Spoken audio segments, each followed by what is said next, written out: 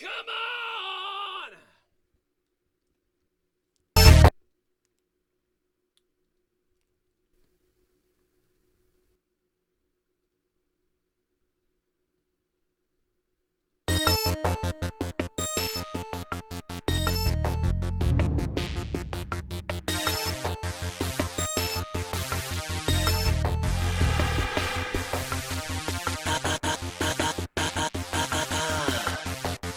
There was another shooting today. There was another shooting today. Come on! Yeah, we couldn't get our live stream up.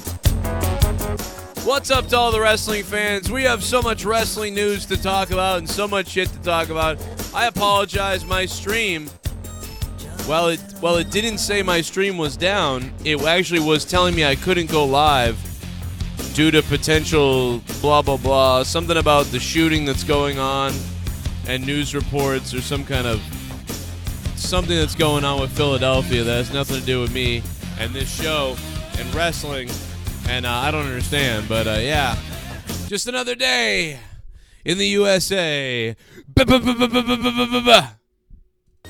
Philadelphia. Crazy bastards. All right. It's time for Out of Fucking Nowhere. What's up to the chat? Everybody ready? Who's ready? Who's ready? Who's ready, guys? Get those fucking hands up in the chat. Let's go. Get your pubes out. Get ready to get hard. Who's wet? Johnny's an American, low tech's at the wheel. No one needs a gun, steel to feel. No one needs anyone, they don't even just pretend. Johnny's an American. Afraid of Americans. I'm afraid of the world. I'm afraid I can't help it. I'm afraid I can't. I'm afraid of Americans.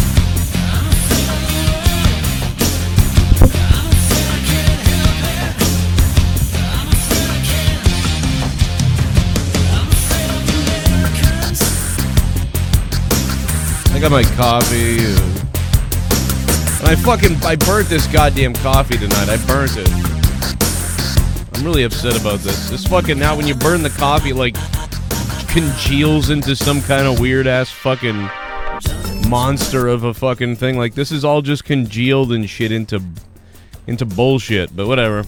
Sasha Banks returned. We're going to talk about the Sasha Banks return. We're going to talk about SummerSlam. We're going to talk about AEW, WWE. How did SmackDown do on the ratings? The SmackDown ratings. Big news looks like on Dolph Ziggler. Also, we'll talk a little bit more about, a tiny bit about the Pat Buck Ryback thing. I haven't seen any, brushback or blowback or any, whatever you want to call it, blowjobs, because of Ryback threatening to beat the shit out of Pat Buck or anything like that. So I assume that everything's okay there as far as they go, I guess, until he finds the guy. Am I the only one that really, really wants Ryback to run into fucking Pat Buck after saying that he's gonna beat the shit out of this human being? I'm really excited for it. Anyway, this is Out of Nowhere. Jake DeMarco's in the house. 165. Let me see your favorite emojis in the chat.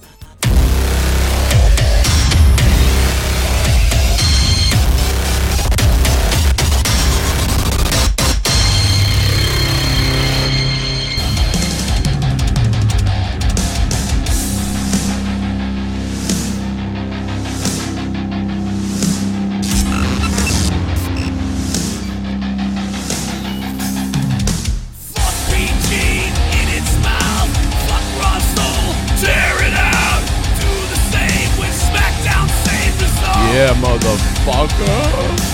Week to week, scream and shout. We are told to shut our mouths. No more lies. Thorn in your eye. We're all together.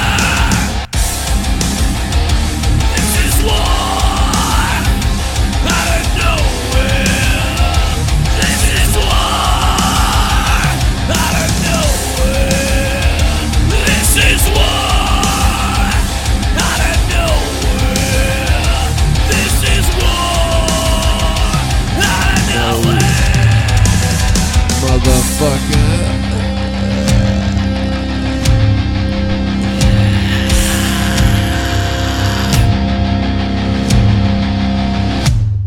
This is war out of nowhere.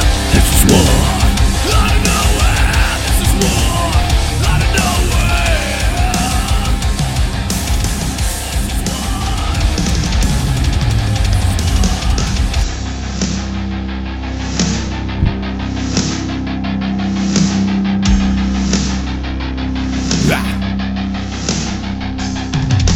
Fuck BG in its mouth. Fuck Russell, tear it out.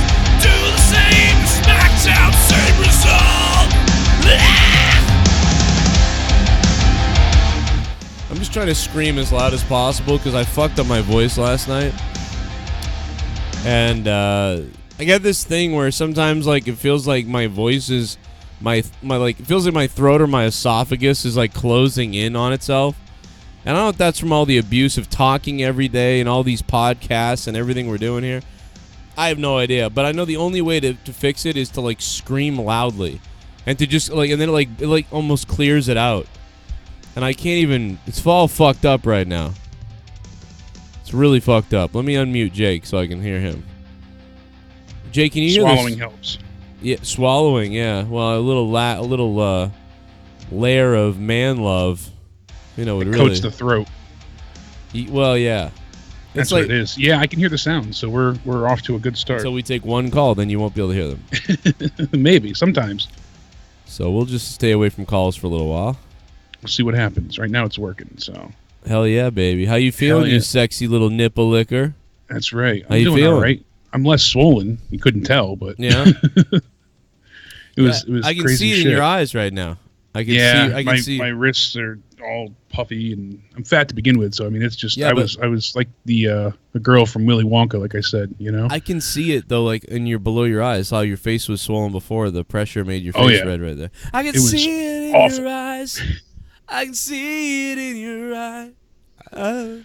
But I missed everybody. SmackDown was a bit of a shit show, but I did hear the review, and you know, you made some good points, and I don't know what a lot of what they were going for last night. A couple of things worked, but Roman Reigns having the match of the year, you know, candidacy, unexpected as hell. But I don't know, man. I think we all said like, hey, man, Murphy and Roman in the ring could be good because it seems like Roman is really good when he's in there with like AJ and shit like that.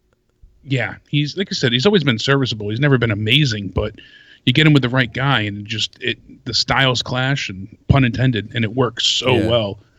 And the funny part of it all is, you know, I said this 2 weeks ago. It could have even been last week. How Buddy Murphy wasn't even a thought on anybody's radar for this angle. Yeah. He just happened to be there.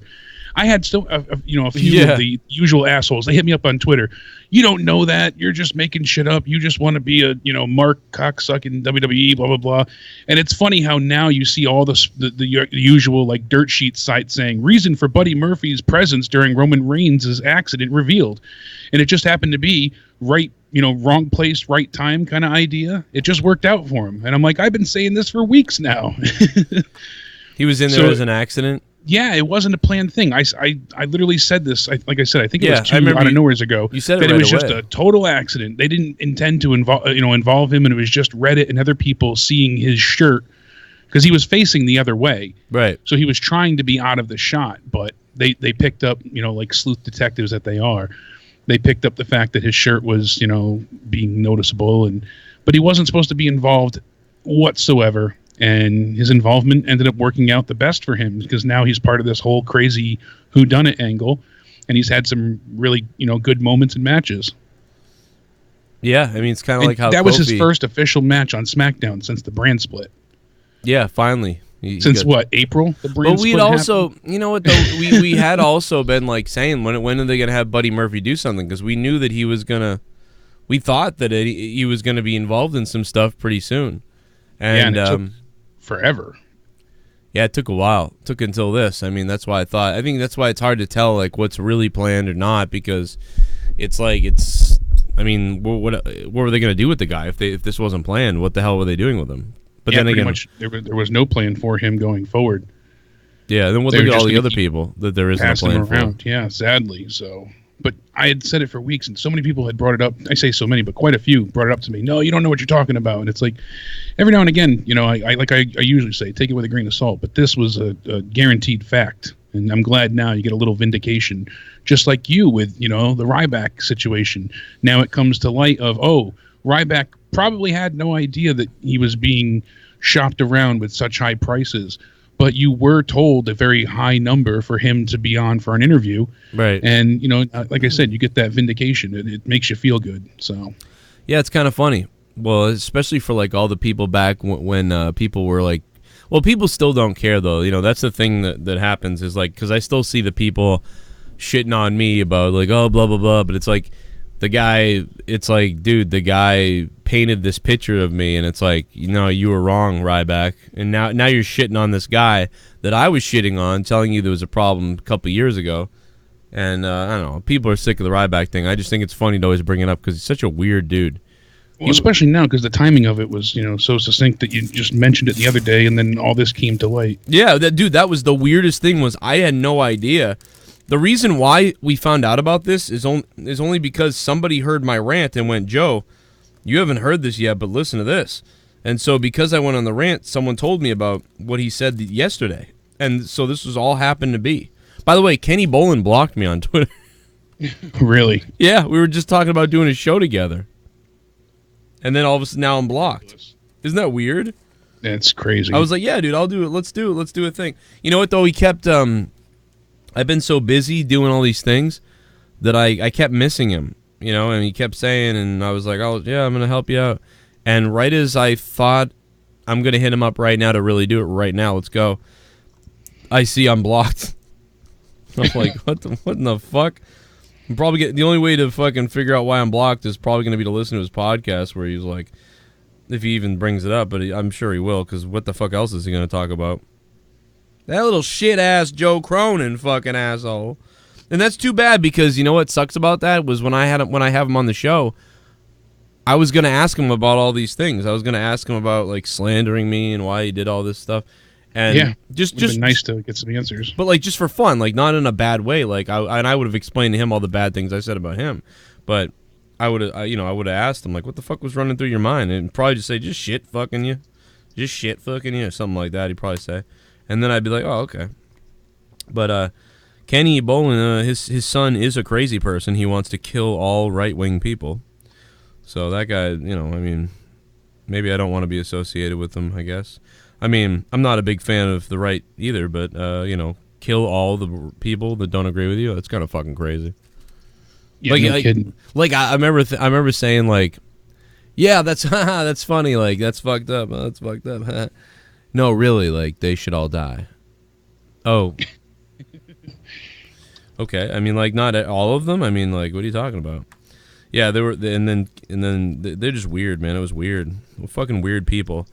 Like, you're supposed to be, you know, I don't know. Like, I go with the Star Wars thing. I always talk about this. The Sith deals and absolutes. Like, you never just fucking just get rid of everybody. You always... I don't know. Why the fuck are we even talking about this? Let's talk about wrestling. But yes, yesterday I did go to Walmart, and I suggest to all of you guys at Walmart, they have Tupac shirts and motherfucking... Tupac Army was coming out strong. NASA shirts as well. NASA and Tupac. I don't know why, but both those things, they are fucking on sale right now, bro. I bought 3 of this same t-shirt and 3 of the Tupac shirt. Now, somebody did say to me in the comments, Joe, you're just full of shit. You wear the shirts like 5 days in a row, and then you tell everybody you buy 2 so that you don't seem like a gross piece of shit. And that's not true. I buy multiple shirts all the time. I'm a fucking weirdo. I'm like a cartoon character that fucking, you know, like it looks the same in every episode. Like, I just want to wear the same shit. Dude, why do you think I'm wearing this fucking necklace still? Look at this fucking necklace. And look at my hats. I'm the same fucking guy every fucking, no matter what year it is. 2003, 2008, 2012. Look at me, fucking backwards hat, fucking goddamn shell necklace on or something. Wearing the same shit, bro. I'm lame as fuck. It's part of your brand. It's just, no, I mean, maybe it is now, but it's just That's how you're recognizable.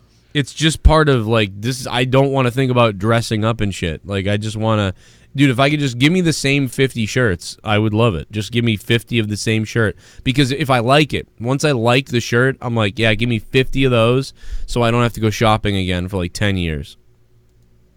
You know, look at you. Yeah, I'm the same way. I literally have 50 of these black pocket T-shirts, and I think I have like 2 gray, 2 tan, and a couple of red, and that's it. Yeah, fuck. It's all the same Harbor Bay shirts, Well, I'm gonna harbor something in your ass.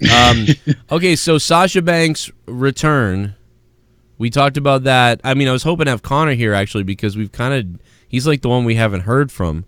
Yeah, unfortunately, he wasn't able to make it. Yeah, he apologized to everybody, but he's dead.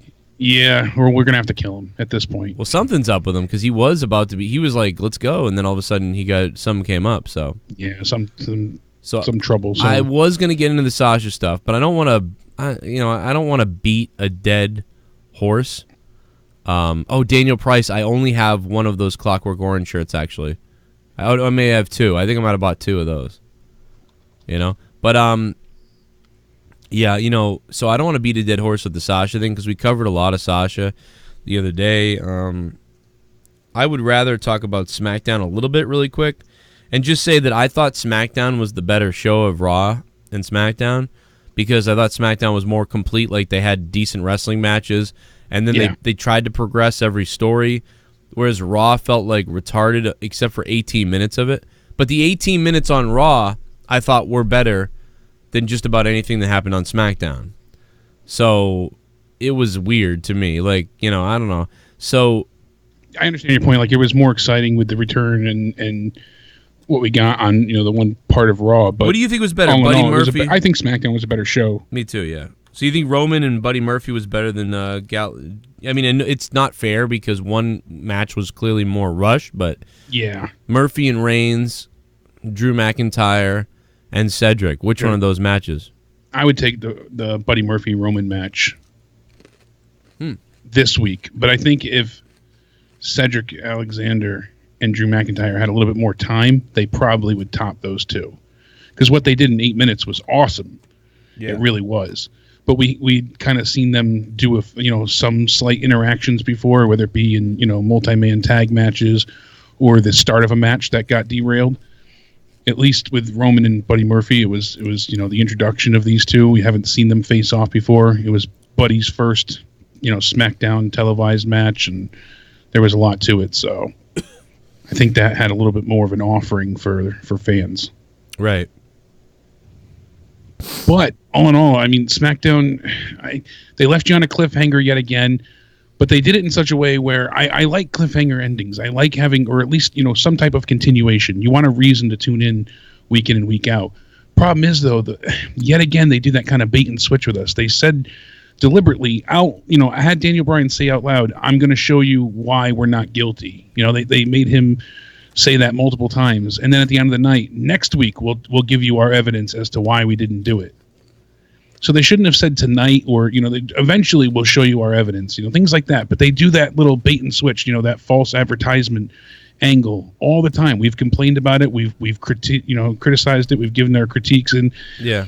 But it's been just so apparently appalling recently, where they do these things to bait you in, and then it doesn't come to fruition. And it's just, like I said before, Chekhov's gun. You have it, you got to use it. You say you're going to do it, you got to follow through with it, because it's just pissing the fans off. Sometimes that's all it's doing. Sometimes it just feels like they don't even know. Like that's part of a problem too. They just throw it out there, and if they don't do it, oh well. Raw drew in a 2.72 this week. I mean, you can really say 2.73, but we expected that. I mean, after SummerSlam. We said that. And even that, I mean... Well, we didn't expect... Okay, I will say I did not expect a 2.7. I expected 2.5, so... I said about 2.6, so we were both under, but I expected it to go up a little bit, especially with everything that happened with SummerSlam. And well, no, it's always going to go up, because SummerSlam... Yeah, post-pay-per-view, it absolutely will. Yeah. But they ended up getting a bit more out of it than they were expecting. And that's also because Stone Cold was advertised to be part of the show. And his show actually did quite well. The show averaged a 1.21, so it ranked number 7, and they actually were expecting a bit less, so they're happy with that number as well. Let me I'm looking for the SmackDown ratings. I had them before, but I just saw them. Yeah, I think they're up. Let me play this. I've got 50 tabs. Jimmy Miranda Award for next year's WWE Hall of Fame. Please watch Ultimate Warrior's Hoff speech. Every WWF WWE past and present who knew him will agree. Please help spread and tell WWE to do the right thing. Hashtag Jimmy Miranda Award Botch Club The Wrestle Daily. Shout out to Botch Club on Instagram and Wrestle Daily as always. Will WWE ever use this Jimmy Miranda Award? We'll never know. Feels like they just won't do it. And it's sad. Never know. It's sad because that's what he SmackDown, wanted. I think, was a 2.08, so they had a 2.088. What are they, in 1.9 last week? Oh, that was... It looks to be that way, so I'm trying to find last week's numbers. I had him. I'm eating a salad because I'm starving right now. I'm sorry about it. And they're up 4% total, so... Last year's episode did a 2.43, so... Lars tried to kill Roman. Like in real life? Lars Sullivan. In real life? That'd be news to me, but... Lars is still resting at home with an injury, right? Like 5 more months? Yeah, he's still got at least 4 to 5 months. I really broke my leg. Reality TV couple surrenders to authorities. The Chrisleys surrendered to authorities. Yeah, they're screwed. What are they, why? I don't understand what they avoided. How do you not do your taxes if you're like them? Look at how many stars and celebrities just don't, pay their taxes, and it happens. Wesley Snipes, and it doesn't matter who you are. You could be the biggest known mobster and murderer. You don't pay your taxes, they're coming for you. They'll leave you alone forever, but you don't give Uncle Sam his money, they're knocking down your door. I'm assuming that it's some kind of foresight. Like somebody fucked up somehow. Because why would they're rich, right? Like they wouldn't need to because I can understand how it happens. Because look at like I had a good year last year or 2 years ago, and look at me, I owe the government $30,000. So. Yeah. Oh shit. Oh, turkey time. What if the turkeys ate us? Muhammad Abdel Wahab. What if they killed us and ate our children? What if the turkeys ate us? What if they filleted us? If the turkeys ate us, if they had to hate us. Well, Thanksgiving was a little bit different. Instead, the turkeys ate us. They gobbled us apart, but first they'd eat our nuts, and then they'd eat our butt. The turkeys ate us. What if the turkeys ate us? What if the turkeys ate us? Look at all them turkeys in the chat. What if they ate our fucking nuts? What if the turkeys ate us? Big time donation. Instead of mashed potatoes. Instead the turkeys ate us.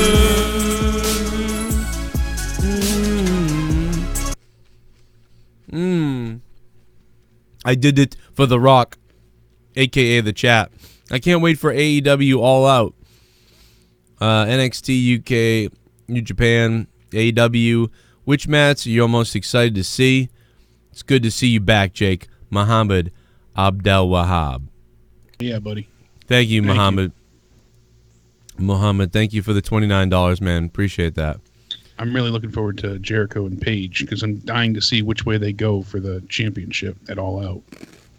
I am cold like November snow. Oh, we got a call on the phone. Yo, that was the largest donation. I will get you on the top in a second, my friend. Thank you for that. If I can pause these donations real quick. And I can. So 832, hello. Yo, Joe, what's going on, man? It's Jay Minutes. Oh, what's up, man? How you been? Holy shit. Man, dude, I am actually going through some really bad shit right now. And Joe, I actually look to you, and I know I told you this countless times. What's up, Jake, by the way? And it's an honor and a pleasure to be on the phone with you for the first time. I've listened to you for years and years on end. To actually be on the call with you is amazing. I'll be more excited right now. Oh, man. Love you, baby. You're not in Philly, are you? No, I'm not in Philly. Fuck Philly. Philly beat us in the Super Bowl. Philly can suck my dick. But Joe, I just wanted to call. I know this has nothing to do with wrestling, bro, but I just wanted to call because, like, and fuck, I'm sorry in advance.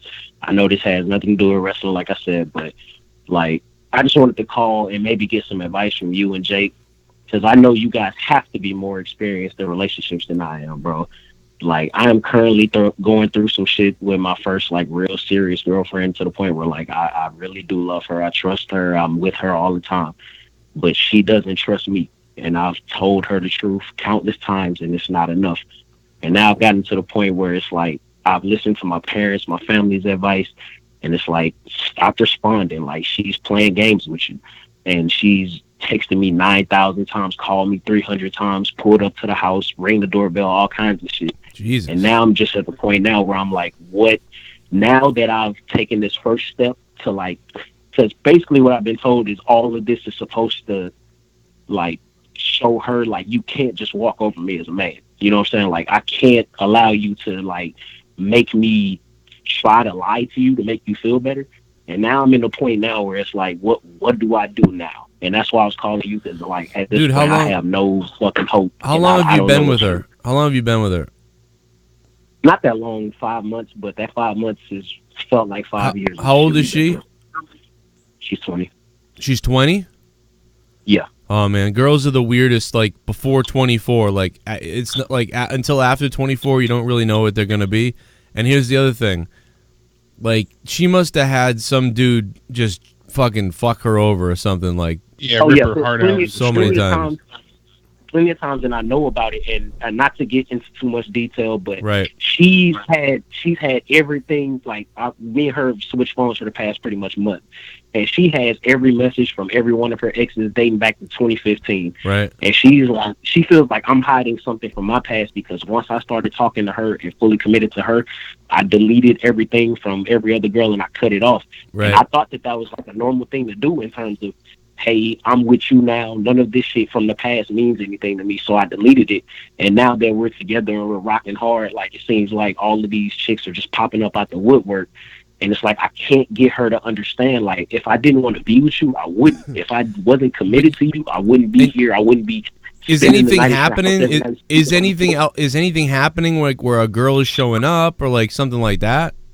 Yes, a girl has showed up to her job while her mother was there and was like, oh, I know Jordan very well. And it's like, I never talked to her like that. Like, it's not even nothing that crucial. Like, my ex called while we were eating dinner and was talking crazy shit like, you know, Jordan, you really blocked me, and, like, when y'all want to have a threesome. Like, I'm dealing with that type of shit, like crazy chick.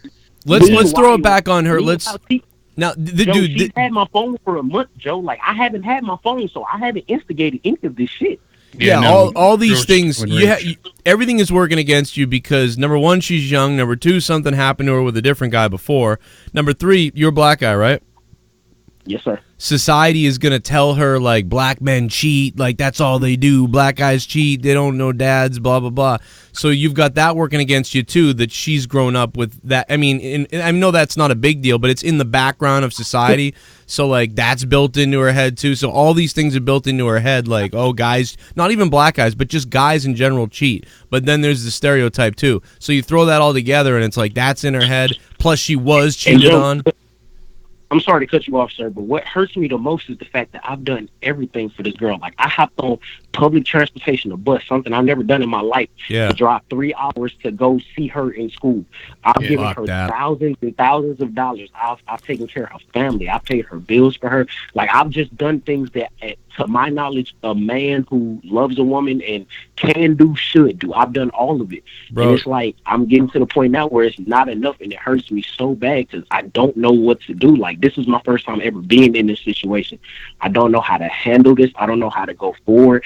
And now that I haven't responded, of course, she's like blocking me on Instagram and Facebook, and like I still have all her passwords and shit, but like I'm not trying to be the snoopy, nosy guy. Like I don't know what to do now, because now that what people have told me by like not responding, let her go through her shit, let her feel bad, it's working. But now what? Like what? I don't know how to handle this properly. I don't want to lose her. And I would lay it all out on the line. I mean, you've really gone above and beyond. She has access to your Instagram, your passwords, all your social media. Like typically, that's a good step to have. Like, here, look, take my phone. I have nothing to. No, that's not a good step. Like, that is not good. If you don't have like a trust, like that, well, with someone that's damaged, crazy. Yeah, I mean, I know she's got problems, but I mean, dude, at some point she has to trust you. Like, you can't. Well, go obviously, through. but you've already done this, because if someone's coming with that much baggage, for lack of a better explanation, forward, typically you want to go and do something of a large step. That's why I'm saying, no, that in a normal relationship, you wouldn't want to provide everything. But in these types of things, that's usually a good step forward to be like, here's physical proof that I have nothing to hide from you. Problem is, she's going to manifest something regardless. You could have God come down on a cloud and say he's clean, and she's going to find a way to spin it just due to her insecurity. Yeah, that's a great point. That's been the thing. It's like I haven't had my phone in over a month. Everything that's happened in this past month, I haven't instigated. Like I haven't caused this. I've had your phone. And it's not like I'm dumb enough to text these bitches on your phone. You're too young for this shit. You're way too young for this shit. I mean, honestly, that's what I think. I think if you really love her and stuff like that, then what you need to do is, give it some more time and feel it out, see if it gets better or worse. If it starts getting better, then you're okay. But if this always comes back to this, you need to get the fuck out of this. But also, and as much as you're hurting young. Now, if it doesn't work out, you're a sexy bastard. You will find someone that will respect you and love you for you, and not require thousands of dollars and tons of attention and give you such heartache in the meantime, because you're heartbroken over the fact that you're doing everything you can to be stand up in a good, faithful, loyal boyfriend, and meanwhile you're being accused up and down of being incredulous. So you don't need that. She's also could be projecting herself on you. She could be doing all this shit. Like, that's what makes me think, like, she could be the one who's fucking cheating and acting weird and maybe doing some things that are weird, and she's throwing that on you like, oh, he must be doing it too, because I would do that. So we don't want to put ideas in your head. My best advice would be to talk to her outright.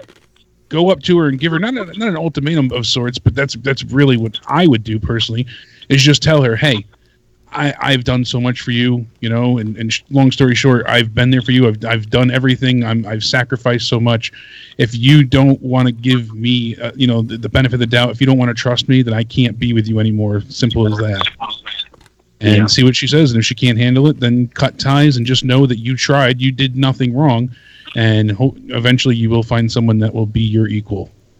And to be honest, I'm not even the type of guy to where I will sit here and meander and bullshit with you guys. Like, guys, guys, like, I'm not going to sit here and say I've done nothing wrong. Right. Now, will I say that the things that I've done have, to me, warranted the responses I've gotten? No. One thing I've learned about this first serious relationship is that men think logically, women think emotionally. And I'll try as much as I can to put myself in her shoes and understand everything from her perspective, just because I want to get her. Like, I don't want her to ever feel like I don't understand her or I'm not seeing where she's coming from. Yeah. But when I'm giving her absolutely everything I possibly can, and for her to turn around and just make, like, everything that I've done, it seems like when she gets mad, everything that I've ever done just goes out the window. You said it's crazy. She keeps messages from the past, you said? Yeah, she has. Yeah, that's a red flag too. From somebody just said that in the chat. Yeah, that's weird. And she tells me that she has nothing to hide, and she doesn't just go through her phone and just delete stuff. And I'm like, okay, well, I did. I'm in a relationship with you. Like, I don't want to keep my ex-girlfriend's number and chicks I've been talking to in the past messages in my phone. Why would I do that to you? Like, that's just an unnecessary headache. And it's like, if I can't get her to understand that type of stuff, then like I said, me talking to my parents, me talking to my family, they've told me this is the step that I need to take, and I'm not happy with it just due to how I feel, but it's just one of them things where I'm doing it, and everything that they said what happened so far has happened. And now that's why, like I said, I called you guys, because I've bothered them about this shit so long, and I finally listened, and I see it's working. But now that's why I'm like, what? And Jake, thank you for your advice. Joe, thank you for your advice. Yeah, your also, family's right, man. They did the right thing. What they told you was right. So I would feel it out the rest of the way and see if things get worse or better. But I would be careful. I'd be leaning towards getting away from this, but seeing what happens. You know what I mean? Be up front, stand your ground. And, you know, if you have to get away, just know you did nothing wrong. It's not your fault. That's all I can do, Jake. Like, as far as I'm concerned, like, the woman that I love doesn't need to be with a little boy. And if she can't accept that I'm standing my ground and I'm not just doing it for me, I'm doing it for her, then, you know, she's not the person that I need to be with. If she loves you, she'll do anything for you. And that would mean leaving, like, you know what I mean, trusting you. If she can't do that, then she only loves herself, you know? Like, Joe, she told me, before she told me we needed to take a break, because she was telling me I needed to leave her house because of all the shit that happened today. I needed to leave. She gave me all my shit, gave me my charger, my mouthwash, all that shit. And she's like, we need to take a break. And then as I'm leaving her house, she pulls back up and is like, I just want you to know I'm going to go do some things. They may upset you, but I just want to let you know now I'm going to go do some things. And it's like, I don't give a fuck how mad I've ever been at her. I never say things like that to her. Yeah, and when I tell my parents or my brothers, they like, yo, my girl, my wife would never say that to me. Like, that's not the level that we get to.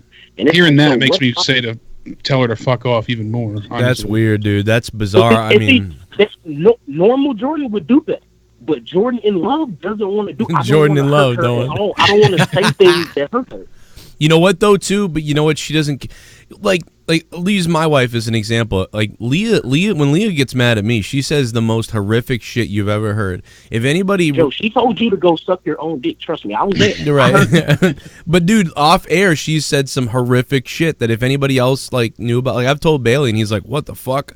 But like, so only you can know your partner or whatever, you know what I mean? So she may do these things for actual attention for real, like, and that's just the way she is because she's mad. Like Leah does some stuff like that too, but I know she doesn't mean it, and we're fine and everything is great. So like, you know, but you only you know really what she's doing, but it just sounds to me it just sounds to me like it's a little bit too much. Like she needs to like mature or something. I mean, 20, that's still, I'm telling you, bro, because when I left my ex-girlfriend left me, you know, I thought, oh, I'm going to marry her and shit like that. Next thing you know, she leaves, becomes this whole different person, and I watched a bunch of other girls become different people because they don't really know who they are yet. Until you're like 25, you don't even know who you really are yet, so you can change. Yeah.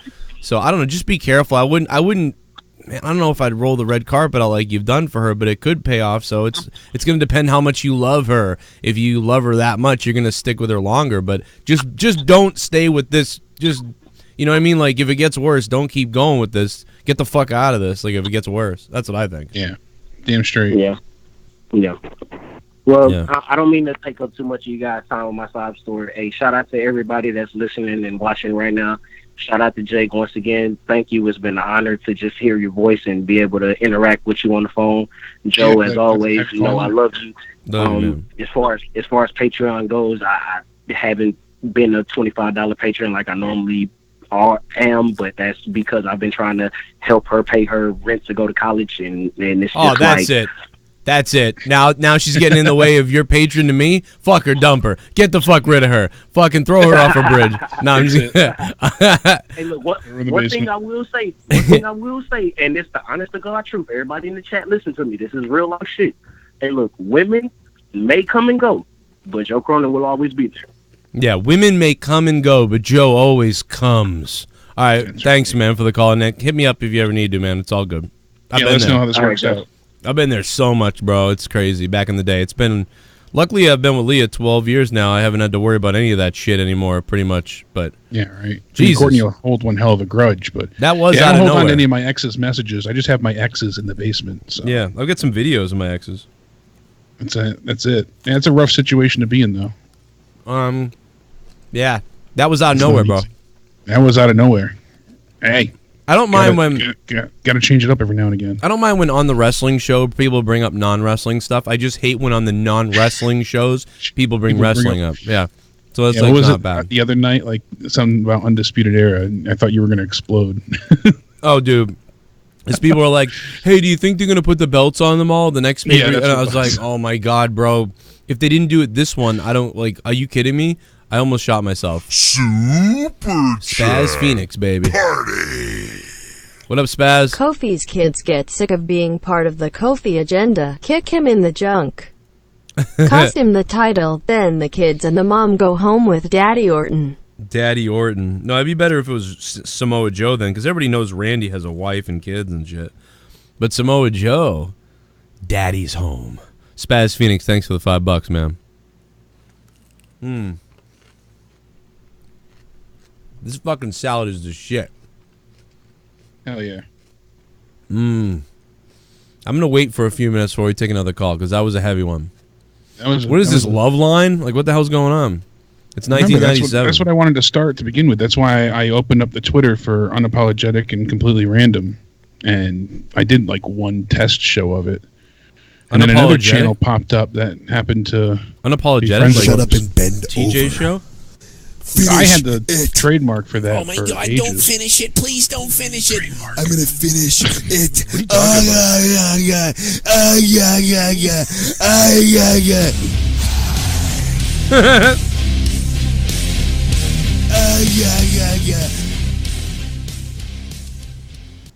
I'm pumped for AU in Boston. I'm heading up. What about you guys? Come on up, baby. AEW in Boston. DC Derek, thanks for the donation. The new donation. I'm ready. I'm going to be there if I can be. I'm trying to get a ticket. Here we go. Here we go. Oh. You might have just paid for it. Joe, welcome back. How about that shooting over in your neck of the woods? WTF is up with all these damn shootings. Man, get the fuck out of here. Philly ain't near my neck of the woods, son of Odin, god damn it. Son of Odin, man. Philly, that's a fucking... Close enough, though. It must not be a white guy, because they haven't said white male all day long on the news. Yeah, that's why they're refraining from mentioning race. Doesn't fit their agenda. They probably don't know what he looks like, actually, because he's been locked in that house, like, or whatever. But son of Odin, and, I mean, only the cops know. I mean, son of Odin, 1989. Thank you, bro. Yeah, but it's not, I mean, I guess Philly's kind of... It's close enough.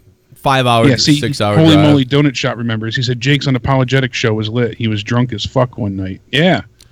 I don't remember that. Yeah, this was years ago. I opened the Twitter in 2016, I think. That means TJ ripped you off. And I just never had the show play out because I wanted to do a thing with Courtney and I. We were going to do like a love line type thing. And then suddenly another show popped up with the same parameters. Well, someone that used to be in the chat, they had a love line show of their own that I talked about. Well, first of all... So I didn't want to get that, oh, you're copying them, when really... Oh, they really didn't do that, though. It just devolved into, like, like whatever the fuck. Yeah, I don't know. She was.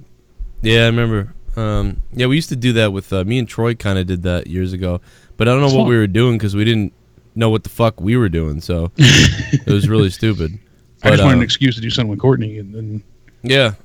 It never and she was like, out. I don't like you. Why would I do that with you? Exactly. She's like, I'll do it with Joe, but not you. Yeah, so then your whole thing went out the window, just like Drew and his wife. Yeah. By the way, why did... the Mandingo party. Oh, my God. Where the fuck were we wrestling-wise, man? We have gone off the rails. We were talking about... One of the things I wanted to bring up, just... Man, Alicia Fox is just not having a good weekend. She apparently, reportedly needs rehab after the SummerSlam weekend. They're saying that she was pretty loopy, and those aren't my words, Brad Shepard said, but the way that's how she was described over the weekend, and that she needs rehab badly. Different sources from within WWE said that she was very inebriated and combative, and that she actually got thrown out of the festivities going on SummerSlam weekend after a drunken fight with a fan turned into a big incident, and she was sent out. There's not a big amount of details about it. They said either it started at yelling and someone had to intervene in the situation as she was apparently trying to get handsy, allegedly. Wow. But that there's not much to corroborate, like the physicality of the details, but still, we've heard from many sources that she was drinking heavily, and there was an altercation, definitely. So, wow. Yeah, and you figure she already cost Arn Anderson his job, and now she's been moved over to the Legends contract since we last saw her, go to rehab and return. Now they have her up over the weekend for autographs and, bring her to parties, and then she goes right, jumping back off the wagon. So it's a whole unfortunate situation, but Jesus, man, that's just, she's total out of her mess. fucking mind. She's like a minute away from just, she needs to be plowed. She needs to go back and get Wade Barrett back so he can plow her. Yeah, really. Maybe we can get a another Page incident. I wonder what it is, man. I wonder if it's like guys just can't hang, like after a little while guys are like, this bitch is crazy. Really kind of seems that way. Wade Barrett had that kind of feeling. Like at first he was like, "Oh, you look pretty good," and then he was like, "You know what? You're kind of a psycho bitch. Like, I gotta get the hell out of here." Yeah, I mean, I really she's got to be. She's got to be out of her fucking mind. She might have an alcohol problem, or I feel like it stems from guys, though. I feel like she has problems with guys, like it relationships. Kind of seems like that, where the men bring about the alcohol. Yeah, she's like, oh. I don't know, she acts crazy on the show, she acts crazy, it's pretend, but it's I feel like she is crazy, right? Because that's why I don't know how much of it is an act and her just tuning up, herself to 11. Let me try to pull up an interview with her or something, because she's just, I mean, I love her. I think she's hilarious, and fucking funny and fun and shit. I just don't. I feel like she might be the type that after a few minutes you're like, oh, this was cool, but now you won't go home. Yeah, she was an entertaining character, but I didn't care for her in the ring. Obviously, she. What is this interview? Look at this. Oh yeah. Wrestlers. That's right. I said wrestlers. Let's see what she says. I'm gonna. Sports entertainers. We're gonna evaluate her right now. I'm gonna evaluate her, everybody, and this cringy interviewer. Too. Your work in the ring is really, I thought, has improved and it's really getting better. So that's very good. I hope you get more matches. Anyway, there you go. There's the positive impact that I'm giving you today. All right. So Alicia, you were here. This is so weird. Can you hear this guy? No, the audio cut right after the last call. Oh my god. Let me try to fix that. He's like, oh, there's the really good thing. Huh? Hey, Alicia, so now I'm going to ask you, Alicia, you really have gotten a lot better in the ring, a little bit better in the ring there, huh? It's very weird. Jim Varsaloni, Jimmy V3 channel, has posted this on his YouTube channel. This is so weird. Today, speaking to the students about WWE, a star, you've done this before. Yes. I know. So this is something that you're accustomed to. She's just, loves the attention, but, she's so, being nice to this guy. What is it about coming to a school like this and talking to this guy is so creepy, the way he's talking to her. Students about anti-bullying? Well, today was a really great day because, the students of this Miami area seem to already be equipped with the tools to combat bullying. However, it was really great for us to spend our time here in the community because also being Floridian, oh my god, she's from Florida. She's from Florida, Jake. Problem solved. A lot of people said that she just has a drinking problem out and out in a chat, and kind of seems that way. But I think, like we said, bad relationships and circumstantial, problems kind of fuel that fire. Yeah, she's hanging on to old relationships and shit. Man, she's just adorable though, hilarious. I love her. But yeah, she's got a very, like I usually say, that bubbly personality. So she makes herself very likable. But yeah, and then she beats you up, and then she gets drunk and slaps the shit out of you, and causes huge, problems backstage and gets people fired. And yeah, that's what you don't need. Yeah, dude, Fade to Black just nailed it in the chat. That was so awkward. It was so fucking awkward. Fade to Black goes, is this one of those pornos they do a fake interview to get to know the girl before they fuck the shit out of her? Casting couch. That's exactly what that was. That was exactly that. That. Oh my god, dude, you just nailed it. And sometimes when I see a porno and it starts like that, I always think what? Why are they even doing this? Do people actually like this part? What is this? I always think that. Gotta have a little bit of story. Courtney sent me one the other day that was funny as hell. That her coworker showed her. That was it was like it was on a subreddit, like the worst intros to pornos. They were just laughing. It's like before the actual porn starts. Yeah. And one was the mother catching the stepson walking around the house sleepwalking.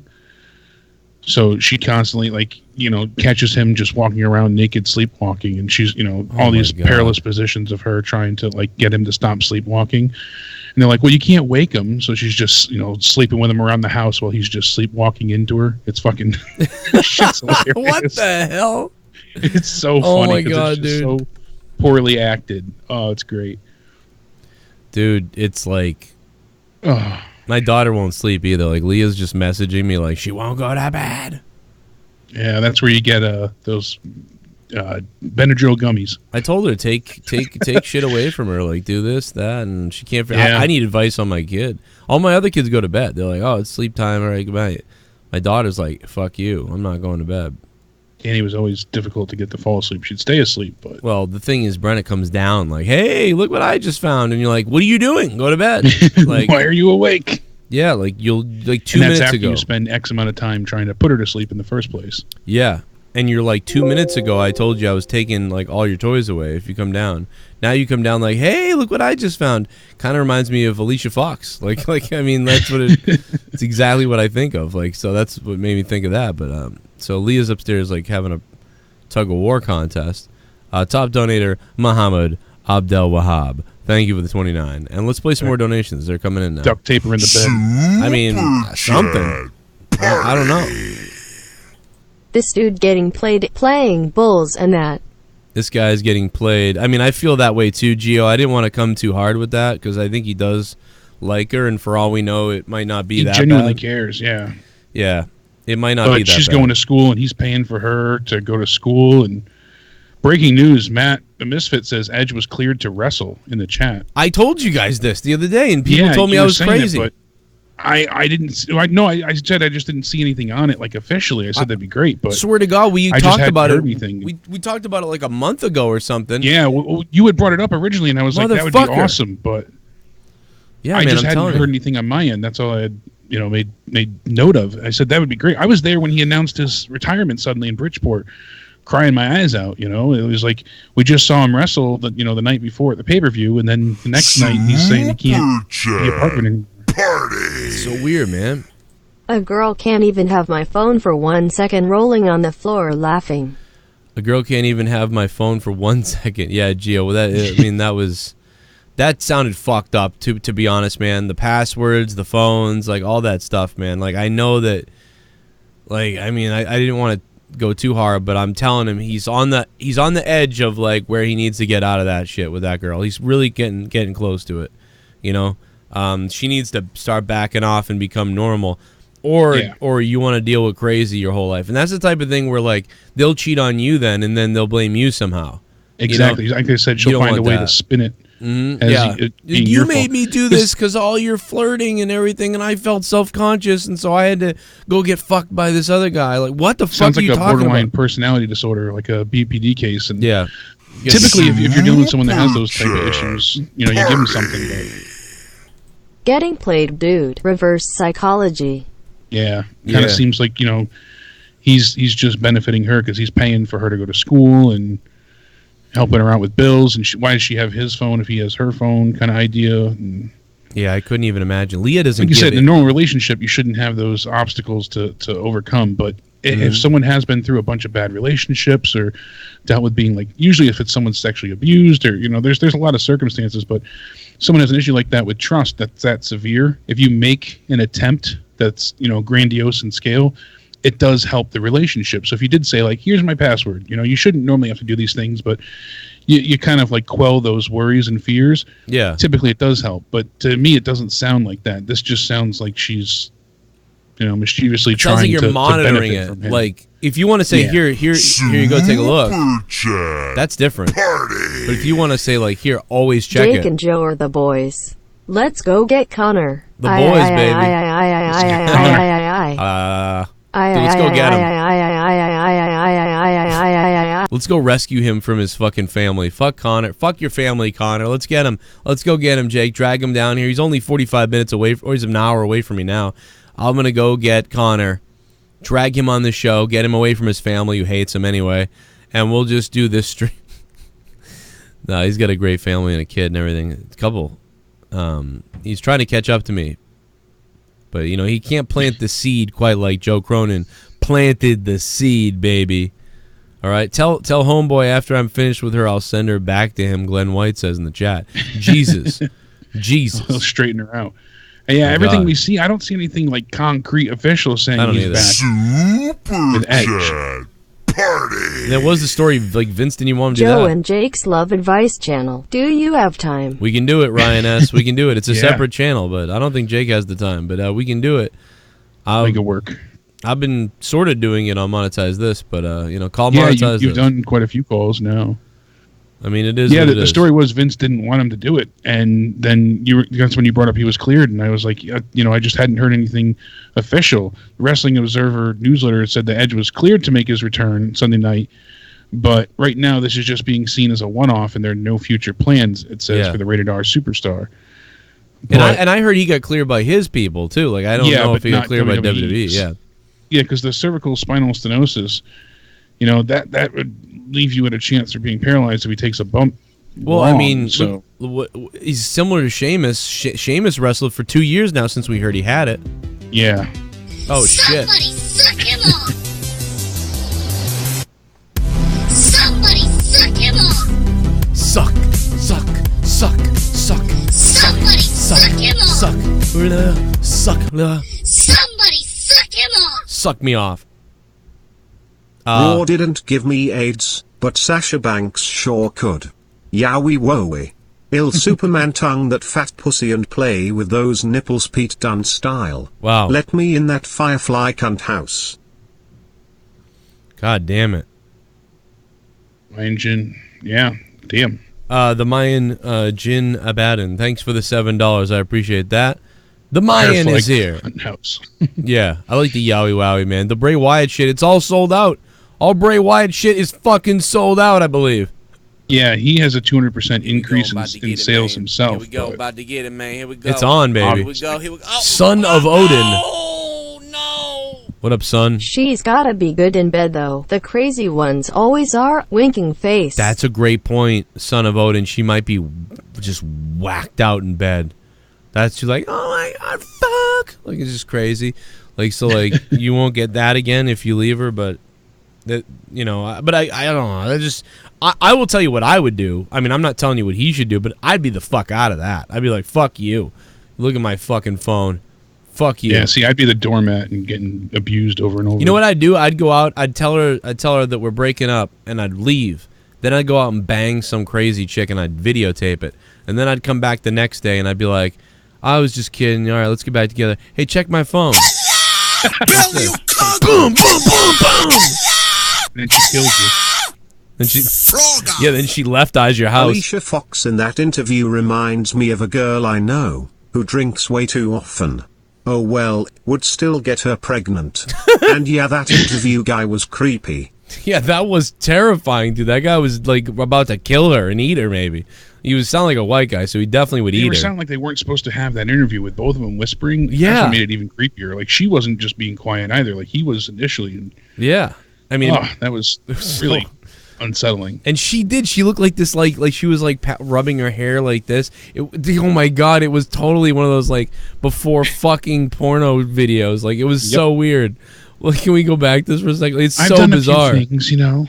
Yeah, I've done a few things. Like, I know what that is. I know my way around. Slurpee jerky. Yeah, I know what that is. I've done that before. You know, I told Bray Yowie Wowie one night. That's where he got it from. Not just would be a star, which is anti-bone with the Creative Coalition, which is important. The Reading Challenge, Tribute to the Troops. Yes.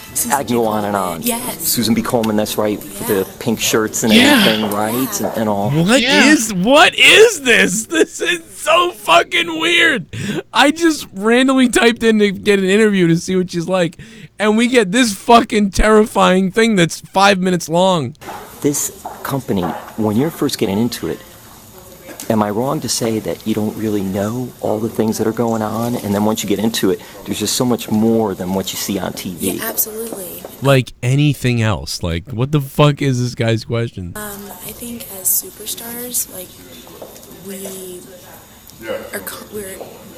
we're trained to adjust at any moment.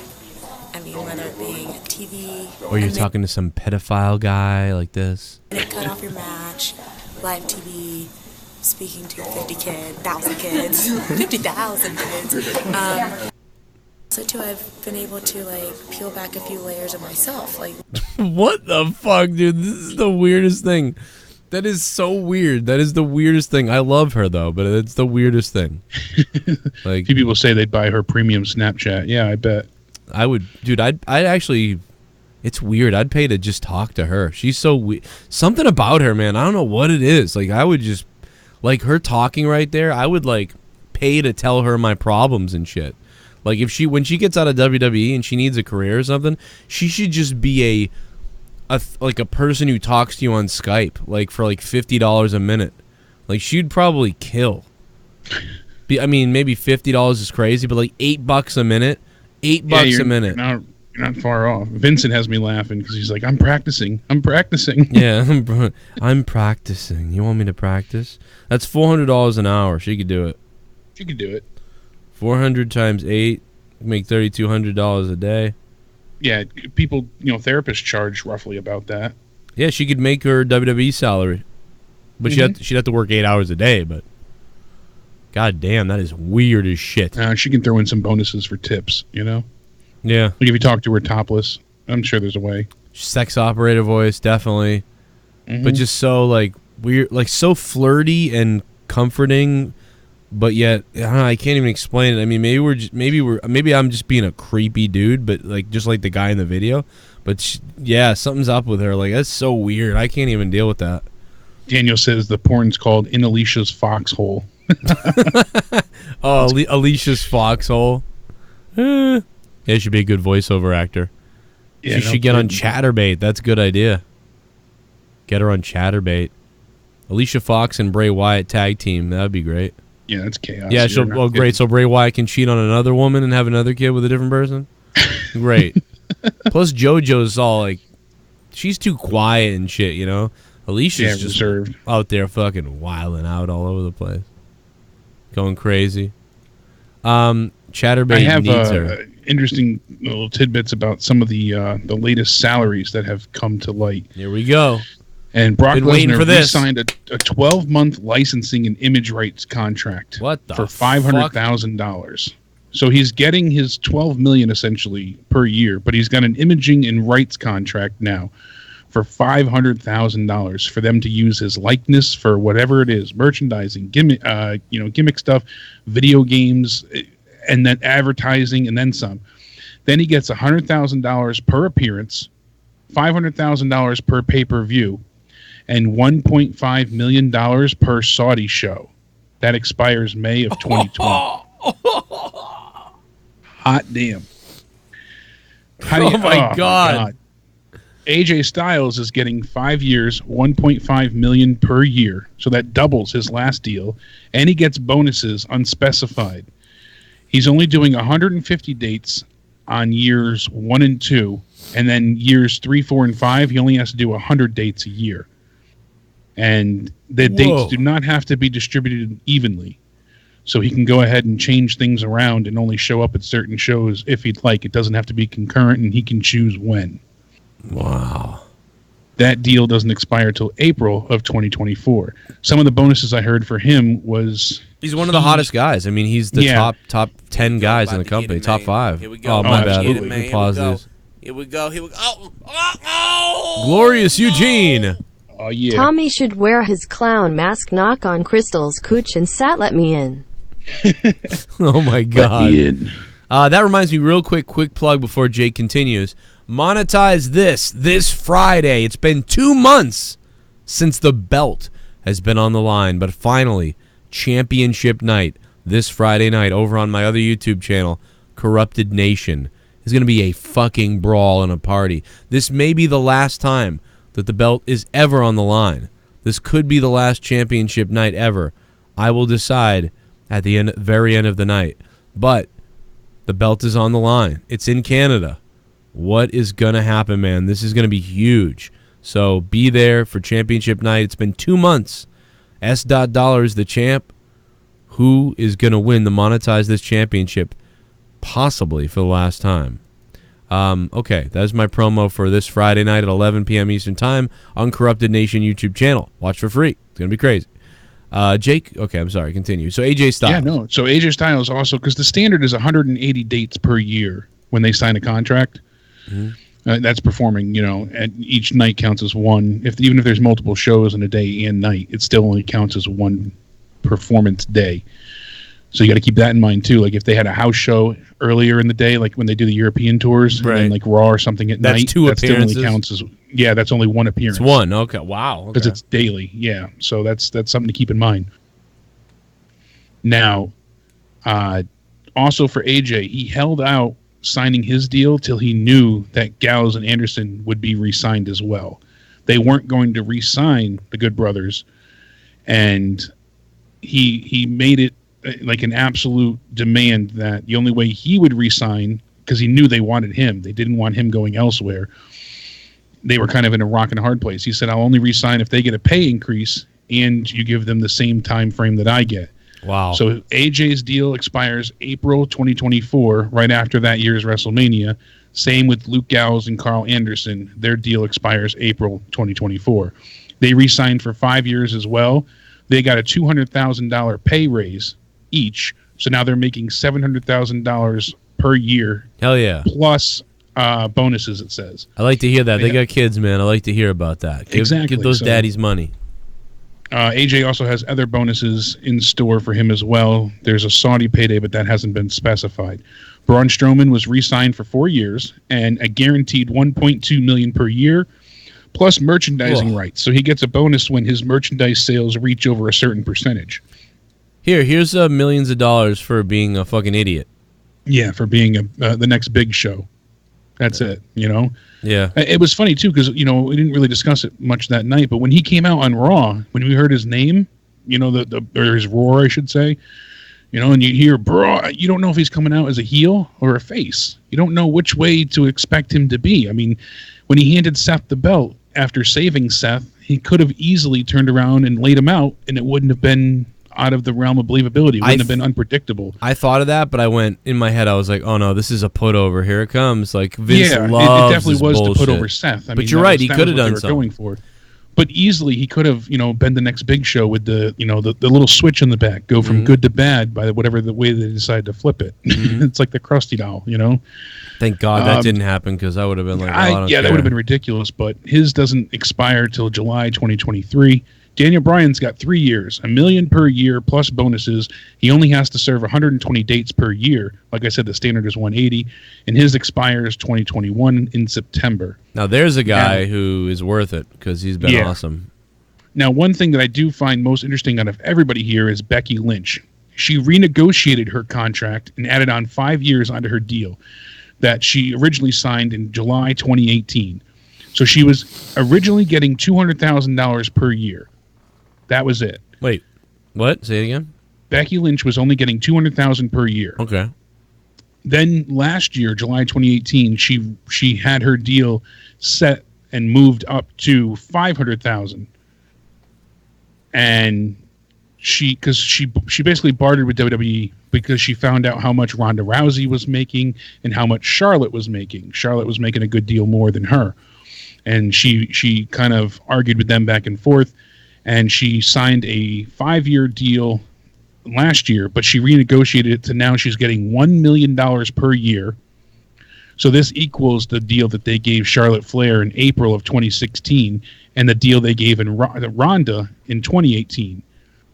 Now, Ronda Rousey only has 50 dates for her contract, and each additional appearance she gets $50,000 extra.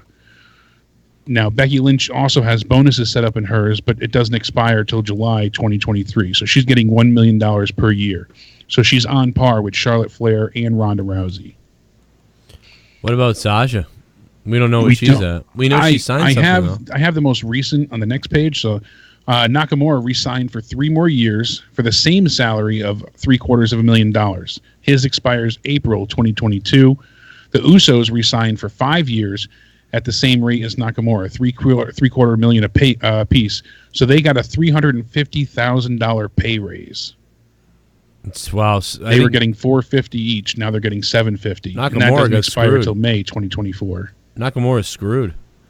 Yeah. Then again, he's getting as much as the Usos, which is baffling. But well, yeah. Well, but you know what? I mean, he can take his IC belt that never appears anywhere and stick it up his ass. Yeah. And now Dolph Ziggler. This one is kind of amusing because that's one of the news stories we'll get into next. But he re-signed for 1 year for $900,000 per year. And that was supposed to be 120 dates per year or as contractually obligated. But he had a handshake agreement with WWE that also agreed to $500,000 bonus for every Saudi appearance. Right. So for doing the last Saudi show where he took on Kofi, he got $500,000 for that. Right. And so he was supposed to be making roughly $1 million He's per essentially, year. what it sounds like to me with that, is he's essentially their like utility player for when somebody says, I'm not going to Saudi? Yes, that's exactly why he has that in his contract. So he has to show up, though. That was part of his handshake agreement. And, we'll get more into that in a minute. But you asked about Sasha Banks. The last I had heard with her was she was on par with Bayley. Let me see where I had it was like 300,000 or 400, something like that. Oh, you should 350,000 a year, but she re-signed. So yeah, if that's the case, though, Bayley and Sasha are paid. That was 350,000 a year. Really, the last we had heard, and that was much less than what the others are getting. I mean, Liv Morgan, Tamina, Sarah Logan, Ruby Riott, Mandy Rose. They're all getting 80,000. Sonya Deville, Nia Jax are getting $100,000 a year. Carmella's getting 120,000. Naomi's getting 180,000, but that's also because of Total Divas. Same thing with Lana. Lana's getting 200,000. Bayley was getting 200,000, but they bumped that up. It's 400,000 for her and Sasha Banks. Excuse me. Dana Brooke was getting 200,000. Becky Lynch is $1 million. Asuka's at 250,000. Natalia's getting 300,000. Same with Mickie James. Alexa Bliss is getting 350,000. Charlotte Flair is getting $1 million, and Ronda Rousey is getting 1.5 million. Well, as long as Alexa Bliss isn't making more than Sasha, because otherwise Sasha would lose her mind. Yeah, no doubt about it. But so that gets us to one of the main stories you had obviously, with Vince McMahon apparently broke his promise and refuses to release Dolph Ziggler from his handshake agreement contract. So on this Monday, prior to Monday Night Raw, Dolph Ziggler approached Vince McMahon to thank him and kind of, be seed on his way out. Ziggler, has spoken openly about his handshake agreement with Vince in the past few months. He said about how unique it is, and he can kind of go do his own thing without being contested. He can go and do comedy or TV or anything he wanted to do, so long as it wasn't just working for another company. Right. But he didn't ever get it in writing because it didn't seem like something the McMahons, were willing to have, contractually obligated. And BodySlam.net was the first one to report about this deal. And they had originally said that Dolph would work through SummerSlam with a bonus because he originally was only supposed to work the Saudi show, get the $500,000 and be done. But then they wanted. Well, we saw, and Jake, we saw that. We wondered what the hell was going on because they clearly set it up for him to come in for that and then just be done. And we kept saying, yes. "Oh, well, we won't see him again for a while." And then we kept seeing him, and we're like, "What the fuck's going on?" Exactly. So Vince had apparently asked him outright, "Hey, I want to finish a storyline that concludes at SummerSlam," and Dolph Ziggler agreed. McMahon granted Ziggler the extra money, and then said you'd get your release once SummerSlam was over.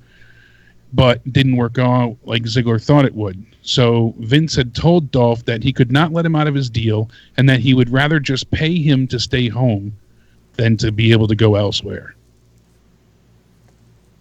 So Dolph is stuck for what, a year?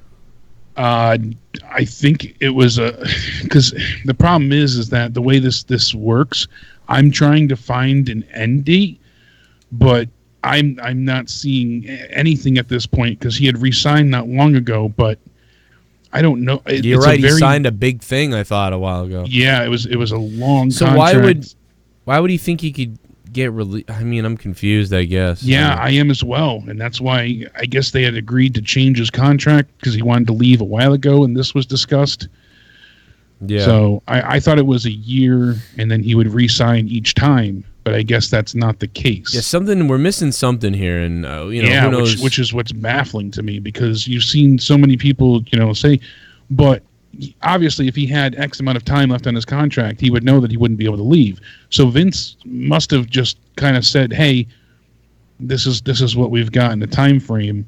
We'll give you 1 year to do all these things, and now Dolph thought he could get out early, but they're not letting him do so.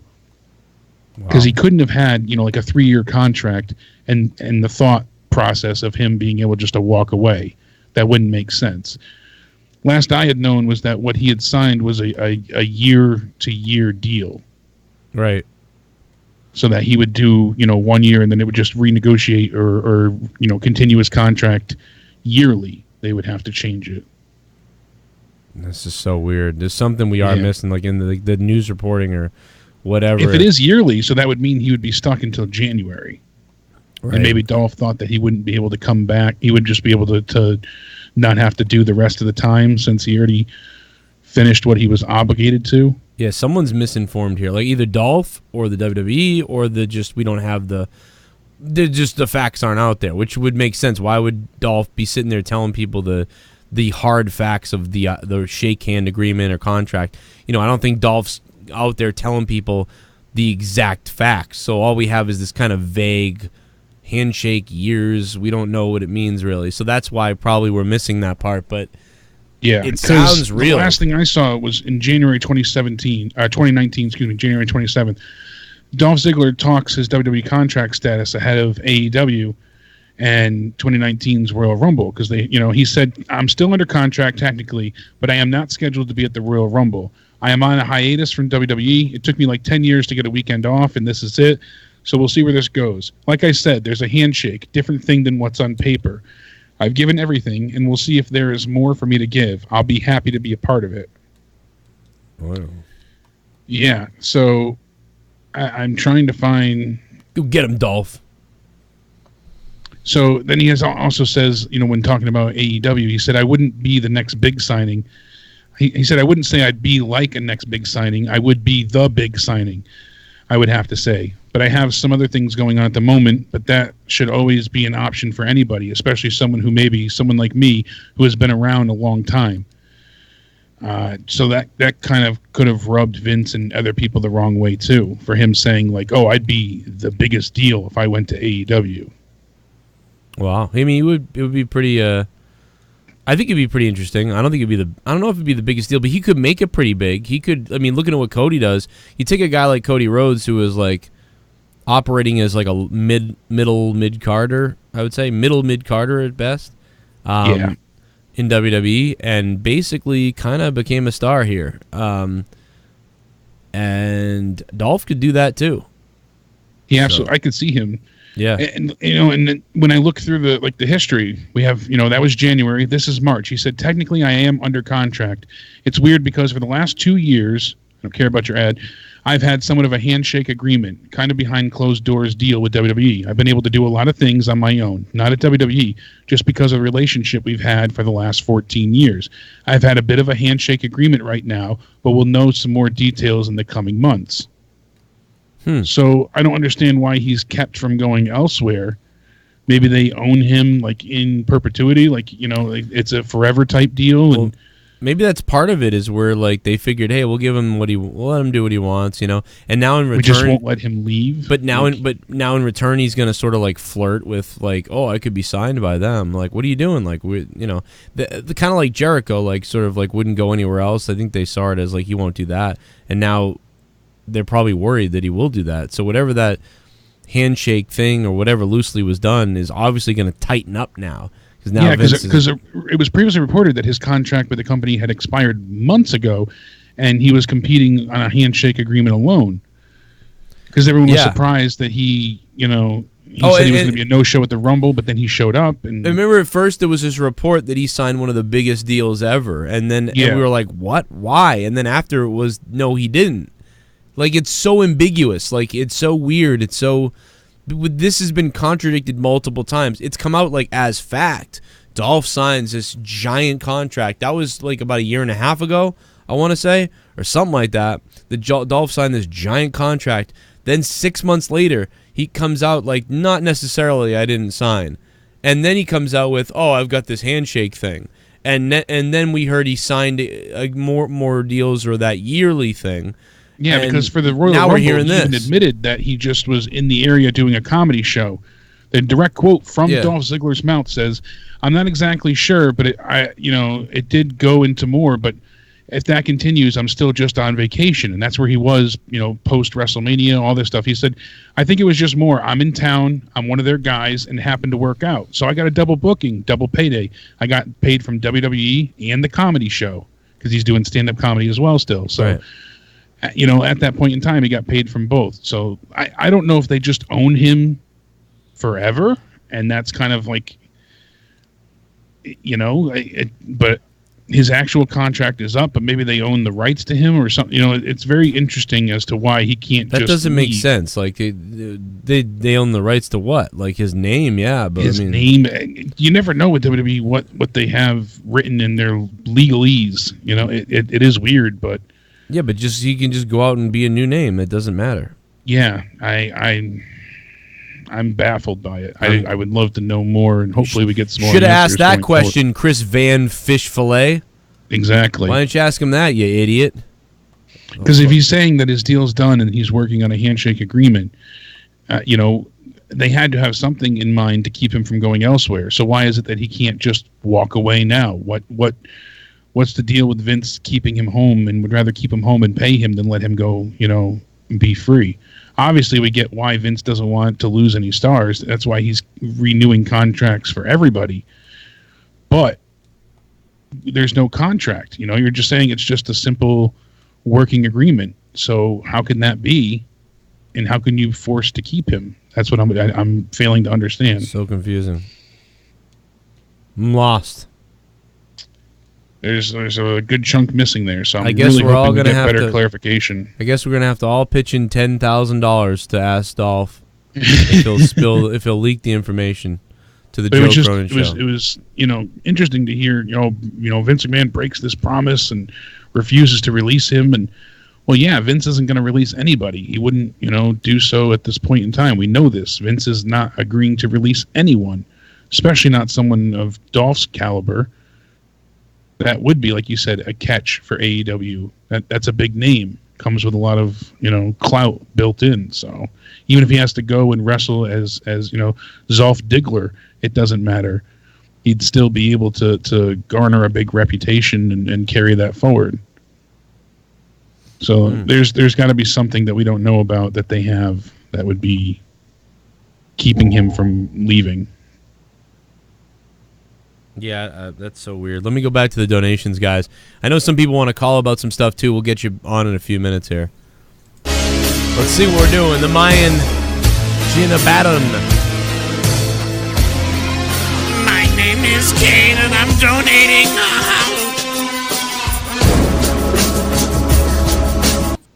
All jokes aside, I still can't believe that ending to Raw. Braun Strowman doesn't make sense. Are him Seth and Ricochet the new Shield? Ha ha ha. The Shield 2.0. Yeah, I that stuff, all those guys, I'm so done with all those guys. MAYIN, like for real, like I just can't stand any of them at this point.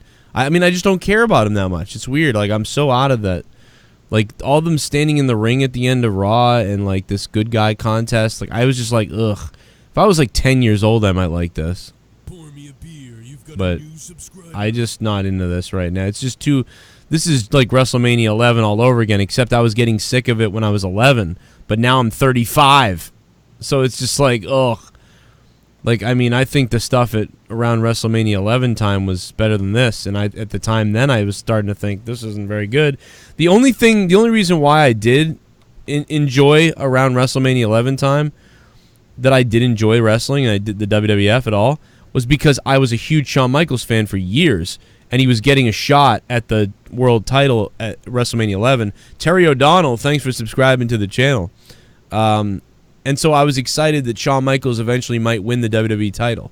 So that was one thing that kind of kept me like feeling good about shit with Shawn Michaels and around that time.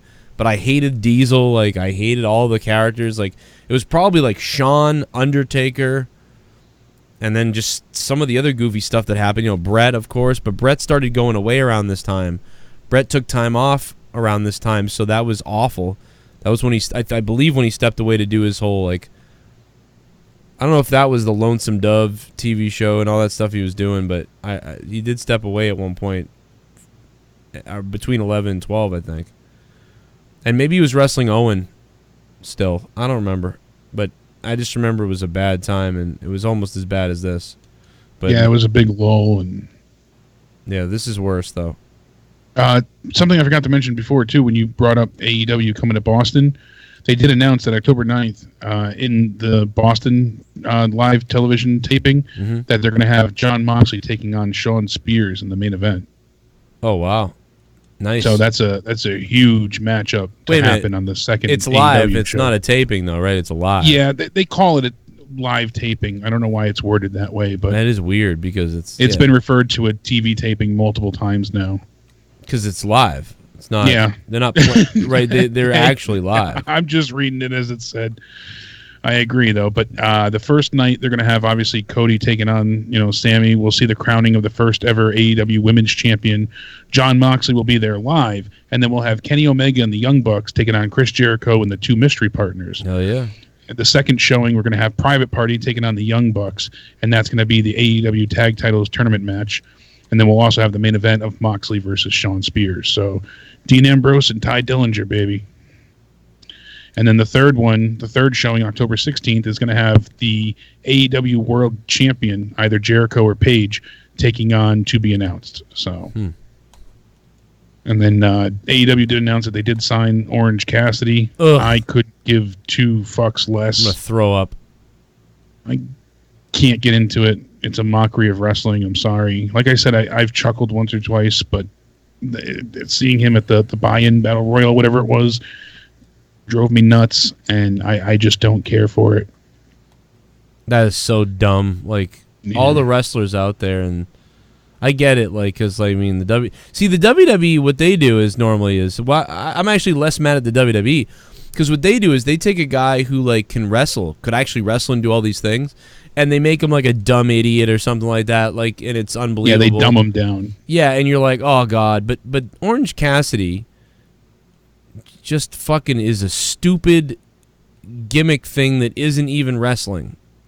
I know people say that about Joey Ryan, but at least you get a bunch of wrestling before you get into the sexual innuendo, dick flip, kind of stuff. Yeah, like that's, if you, like, I can kind of get the Joey Ryan thing a little bit. Like, I could see that at indie shows, and even at certain things I can kind of see that a little bit. That's still fucking weird, but I kind of can maybe let that go. But the fucking but the Orange Cassidy shit that I saw, like, what a fucking retard.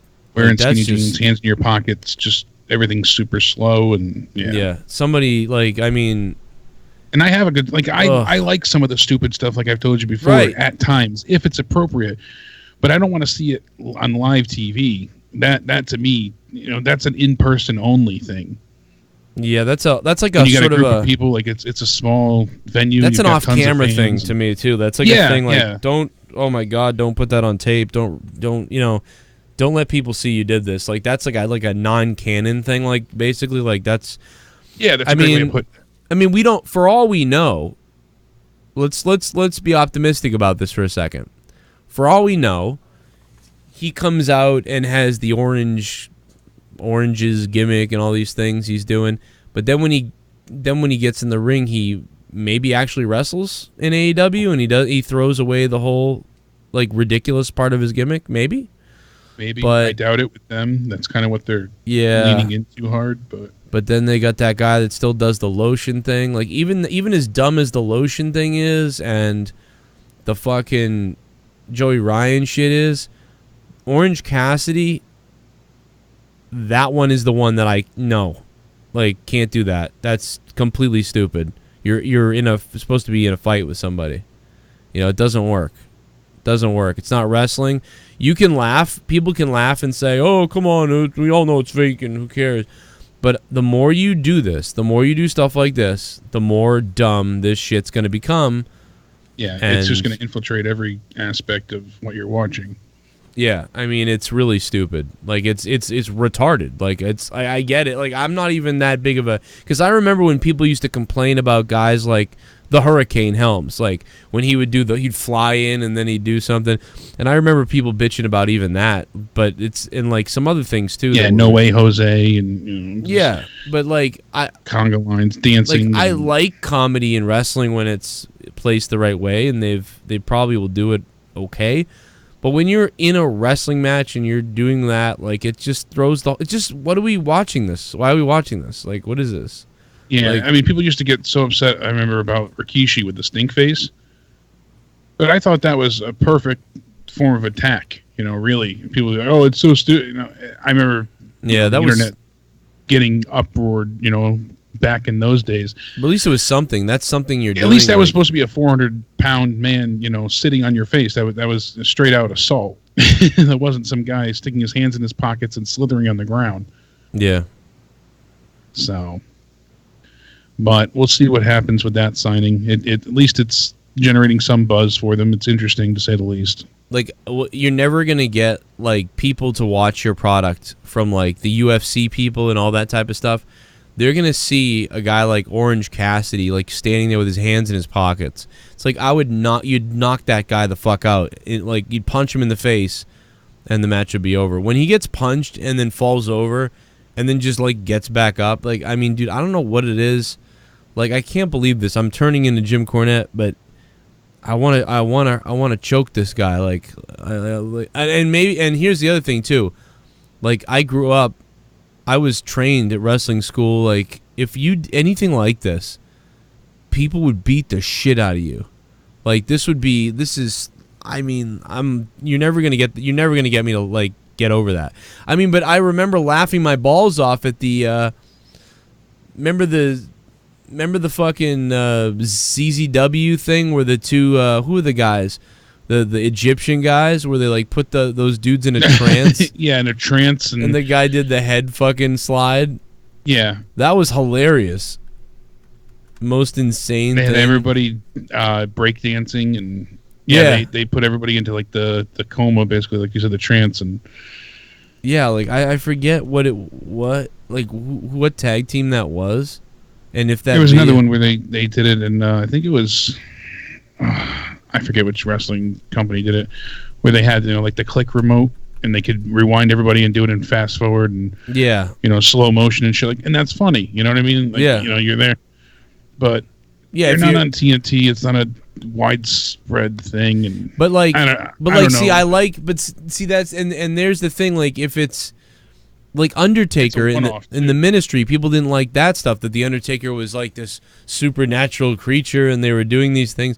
Like, but I like that because it's a little bit more like it's more serious, I guess, and also the Undertaker's fighting. But if you actually start getting to the point where you're insulting the actual pretend or whatever, the art of wrestling, or the actual idea that people are competing, like, that's the part that makes me mad. I don't care if after the match Orange Cassidy fucking dumps oranges all over himself and then tells the crowd that he can fly, and then they hook him up to, like, a wire and he flies and stuff like that or something, and, like, he does whatever he does. I don't care what he does outside of the ring. But when you get in the ring and you're like, oh, like, and you don't, and especially if you don't get the shit kicked out of you, then I'm gonna get pissed. Here we go. Oh, no. What's so goddamn special about Orange Cassidy? He's so fucking boring in the ring. He can't wrestle, can't tell a story, and I hate his glasses, lol. He's supposed to be extremely, like, aloof and cool, and he doesn't care. So that's the thing. Like, his opponents don't know how to beat him because they can't get his hands out of his pockets. And, like, that's the story in itself. But no, I see what you're getting at, you know, John. Thank you, John Willis, for chiming in too. I mean, let me pull up some more fucking. I'm trying. And Cody Rhodes also said that AEW has only disclosed details of 40% of their entire roster. Yeah, I saw that. That's kind of crazy. So that's nuts. I mean, I was worried about how many people they were going to have available to wrestle, and so here because you're going to see the same guys facing the same guys over and over. That's an issue, but that's not the case if they're only at 40% right now. Holy hell! I wonder if they're just saying that and they're just going to keep hiring people, or do they have a set roster in mind of who they already have and who they're in talks with? And see, this is the shit that, you know, he just gets on the ground here and makes a leg sweep. You know, it's like, and the crowd gets into it, which makes it sometimes. But if this was a one-off, I think I'd laugh more, knowing that it's a constant every time. Well then, he's just trying to chill, man.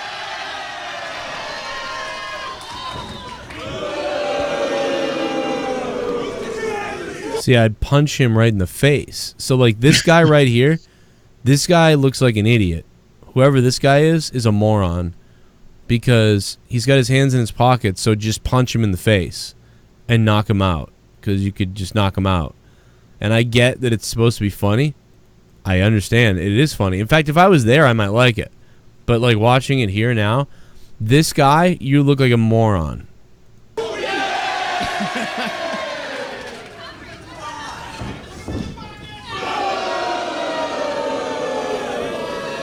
Are we going to get Greco-Roman up in here?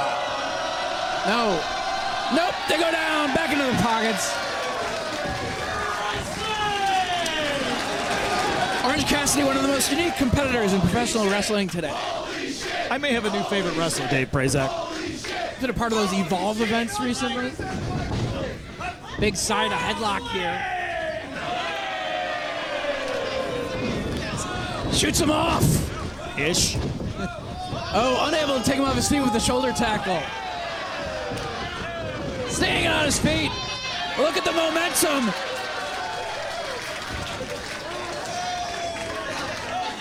The glass is still in. Like, you can only do this, like, kind of like once. That's what I'm saying, but it's pretty much the same thing every time. I watched them do a wrestling match with him on a cruise ship, and the other guy was supposed to be like a magician. It's like, oh my God. It's all of this again, but even more hokey. Champion, and now if somebody does win both of these belts today, Is something else going to happen, or is he just going to keep doing the it? Intercontinental title, we have to do a tournament to declare a new champion because they didn't let the Ultimate Warrior. See, now the guy's beating the shit out of him. He's got to go back for the glasses, you know. F1 RST. So this guy just beats him up the whole time? Is that what? Pretty much. Perfect moment to fire away with that Oh wait, now Cassidy's doing something. So it's like, why would he like put his hands in his pocket and get the shit kicked out of him a bunch for a while? Usually he doesn't even get to the hands coming out. Like, it's, or if it does, it's. But then fight back. Why? Like, why would you do that? Do a missile drop kick from the top with his hands in his pockets. He'll do like a lot of a drop toe hold, leg submission work. Again, you know, it's all with his legs. It's not. It makes no sense. Like, there, honestly, like, like try to find. I'm trying to think of another wrestler ever that it, like. That's just it. That's the gimmick. The gimmick is beat the shit out of me for half the match, and then if I feel like it, I'll start fighting back, I guess. But usually you don't even get that from everything I've seen. Reserving that energy for when it is needed. Big DDT! Diving DDT. That's See, why does he care now? He didn't care. Yeah, like, I'm actually kind of taken aback by seeing him use his arms. Shot to the throat. Ginger snap. Cover. That's got to be a new champion, Dave. No. Crucifix in the arms. And he got him. Orange Cassidy. then he uses hands to win. Yeah. So I don't understand. Like, I'm sorry, it's retarded. It's not. They're not gonna change my mind. I think the guy is entertaining, and I think he's probably a good wrestler if he wrestles. And I feel like he could start out with the hands in his pockets, like almost like as an intimidation-y, like I don't give a fuck thing, maybe. But then quickly abandon it, and then maybe it would work better. But I'm just a little bit lost at what the point is in. I'm gonna get my ass kicked for a little while because I'm giving myself a handicap on purpose. Yeah. But then I'm gonna come back. Like, I could see this would work to me if the guy was 6'9" and like 400-500 pounds. Yeah, someone like Braun, even. Yeah, like imagine Braun sticks his hands in his pockets and goes like, "Come on, go ahead." That makes sense. That people were running at him and they can't knock him over, and he can just give you a big boot, take you down, and step over you. Like that fits. I will say this: somebody in the chat just said he's got more charisma than Seth. I think you might be right. You're not off. You're right by much. If Orange Cassidy could get rid of like 70% of this thing, but keep a little bit of it, I bet you he could, because he is very charismatic. I like that about him. See, that's the thing is, like, I don't not like this guy Orange Cassidy. I don't not like the real guy and his wrestling ability. I just don't like how ridiculous the gimmick is. It's just too much nonsense. It doesn't work. Like, I almost never say that. Almost anything. Like, yeah, I didn't like the guy who pulled out the gel and oiled up his body to get out of a waist lock. Like, but that's like a comedy gimmicky thing in a wrestling match that I don't mind as much. And I don't mind some of the other stuff. But like, I don't mind what's the Sunny Kiss? I like Sunny Kiss. Like, I don't mind that stuff. But this is the one guy where finally I'm like, it just does not make sense. It is retarded. Like, I'm sorry, it's just retarded. Like, Jim Cornette, whatever he says about this gimmick is right. Sometimes Jim Cornette, like, just fucking can't expand the mind a little bit to stuff today. But then again, here's the other thing, though. If people like it and they pay money to see it, I don't know. What are you going to do? I mean, if people are paying money to see it and it's good, then what the fuck are we talking about? I don't know. But I'm just I mean, you're not going to convince me. I'm too old now. I'm 35. I am too built on protecting the business still in my head. I'm still in my head. I was beaten in the ring for things that I didn't know I was doing to not protect the business. Yeah. Okay? So, like, I have flesh, like, memories of being beaten. Super chat. I like Cassidy, just not his role, position, gimmick. Well, that's about everything about him. But Glorious Eugene, thanks to super chat. But no, I agree with you. I like Joe, but not his show, his voice, or his channel. But I like that. I do like Orange Cassidy. I like the guy. I think that guy could be cool, and that guy's good. Like his look. Keep everything. Just maybe tone down that, like, hands in the pocket shit a little bit, and do something with it where he's not a moron. You know what I mean? Like, where he's not, because it makes his opponent look so ridiculous. That's the real hard sell. And he was just getting his ass kicked, and he refused to take his hands out the whole time, and that was it. But because the opponent isn't coming up and punching him in the face and beating him down, usually, like it has that stupid lead in, trying to pull the hands out of the pocket, trying to do something on the ground. They have the ground game thing. They have him slithering all over the place to put the sunglasses back on his face without using his hands. You know, all these different things. And dude, they don't take advantage. How funny would it be if Orange Cassidy had his hands in his pocket coming up to a guy in a new match that he's in, and the opponent goes, "Oh yeah, you're going to do that? We're going to do that? You're going to do that?" And he grabbed the microphone. He was like, "All right, dickhead. I've seen all the YouTube videos. I know exactly what you're going to do. You're not going to get me looking like a fool, like an idiot or whatever." And right as he says that, "You're not going to get me looking like a..." Orange Cassidy step up insecurities him in the back of the head. That would be hilarious. Like, the guy's like, "Listen, bro, I know what you're going to do. I'm not going to be like all the other guys. I'm going to just punch you." Like, and then as he's saying that, Orange Cassidy just runs up, step up insecurity to the back of the guy's fucking head, and then just starts wrestling for real. Like, that would be if he had one match in AEW, his first match in AEW, that's what I would have him do. Because now you know, like, oh shit, Like he's taking it more serious, and he can still Yeah, do you've the made pocket him thing. credible instantly. You know? And I would do the pockets tease like as a sort of a taunt. Do it as a taunt in the match. So when he knocks over a guy with a big move or something happens, and the guy's like trying to get up to his feet, Orange Cassidy could raise his hands up in the air and do that shit, and people are like, oh, and then he puts his hands in his pocket and kind of steps back like he's taunting the guy. So now you're still incorporating why you got over with so many people, but also making it still believable, kind of like The Rock's Just Bring It or Stone Cold's Middle Finger or whatever. So there's no reason you have to lose that. You keep that gimmick, but you're making yourself look more realistic and better. You're making your opponent, you know what I mean? You're mocking the opponent without actually saying my opponent's also a moron. So that's just me. That's like I'm teaching wrestling. Like I'm not going to allow that guy to do, you know, whatever. On the indies and some shows, I mean, maybe at like outlaw shows, places and shit. But yeah, I don't know. There's my opinion. I mean, I know that I sound like fucking nice. I sound like old man fucking River wrestling fan, but I just can't. That's how I feel. I can't help it. I'm on the same ilk with you on that, you know, and that's the thing. Like, and I think I even like a bit more of the zany, wild, hokey stuff than you do. Yeah.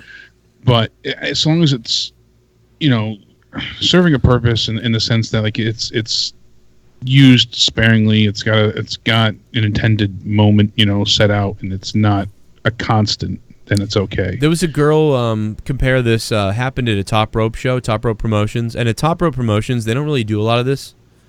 What I noticed this, the booker, the owner, Steve, he never does a lot of this hokey stuff. I never see it. He doesn't book hokey guys. Like, that doesn't happen. But the first time I ever saw something hokey, it was the only time I ever saw it. And it took place because I think it's just because they was like, we need a women's match. Call these girls, whatever. There's a girl called Jocelyn. I think her name is Jocelyn. She's an indie wrestler out here. And I think, like, she's in a shark, like, her thing is, like, she's a shark, like, Jaws, like, Jocelyn, Jaws. I don't know, it's really weird. Anyway, then she was wrestling another girl or something, and the other girl brought Swedish fish or something. And the idea was, in the middle of the match, she pulled out the Swedish fish and, like, dumped them all over the ground, and the fish girl was like, oh, my God, my babies. And then, like, the other girl began stepping on them in the ring, and she was like, ah. Like, and I was calling this on commentary, and I'm like, oh no, like maybe the offspring of, you know, and I was actually calling it. I'm like, and after, like, I did that, and then I also said something like, what are we, I have no idea what I'm doing. Like, I can't believe I just, that. I was like, what? Dude, Swedish fish? Like, I believe that DVD did not come out, but I wish to God it did, because I would play it for you guys, and it would be the funniest thing. Because that place was sold out. Like, the goddamn animal from Legion of Doom was there.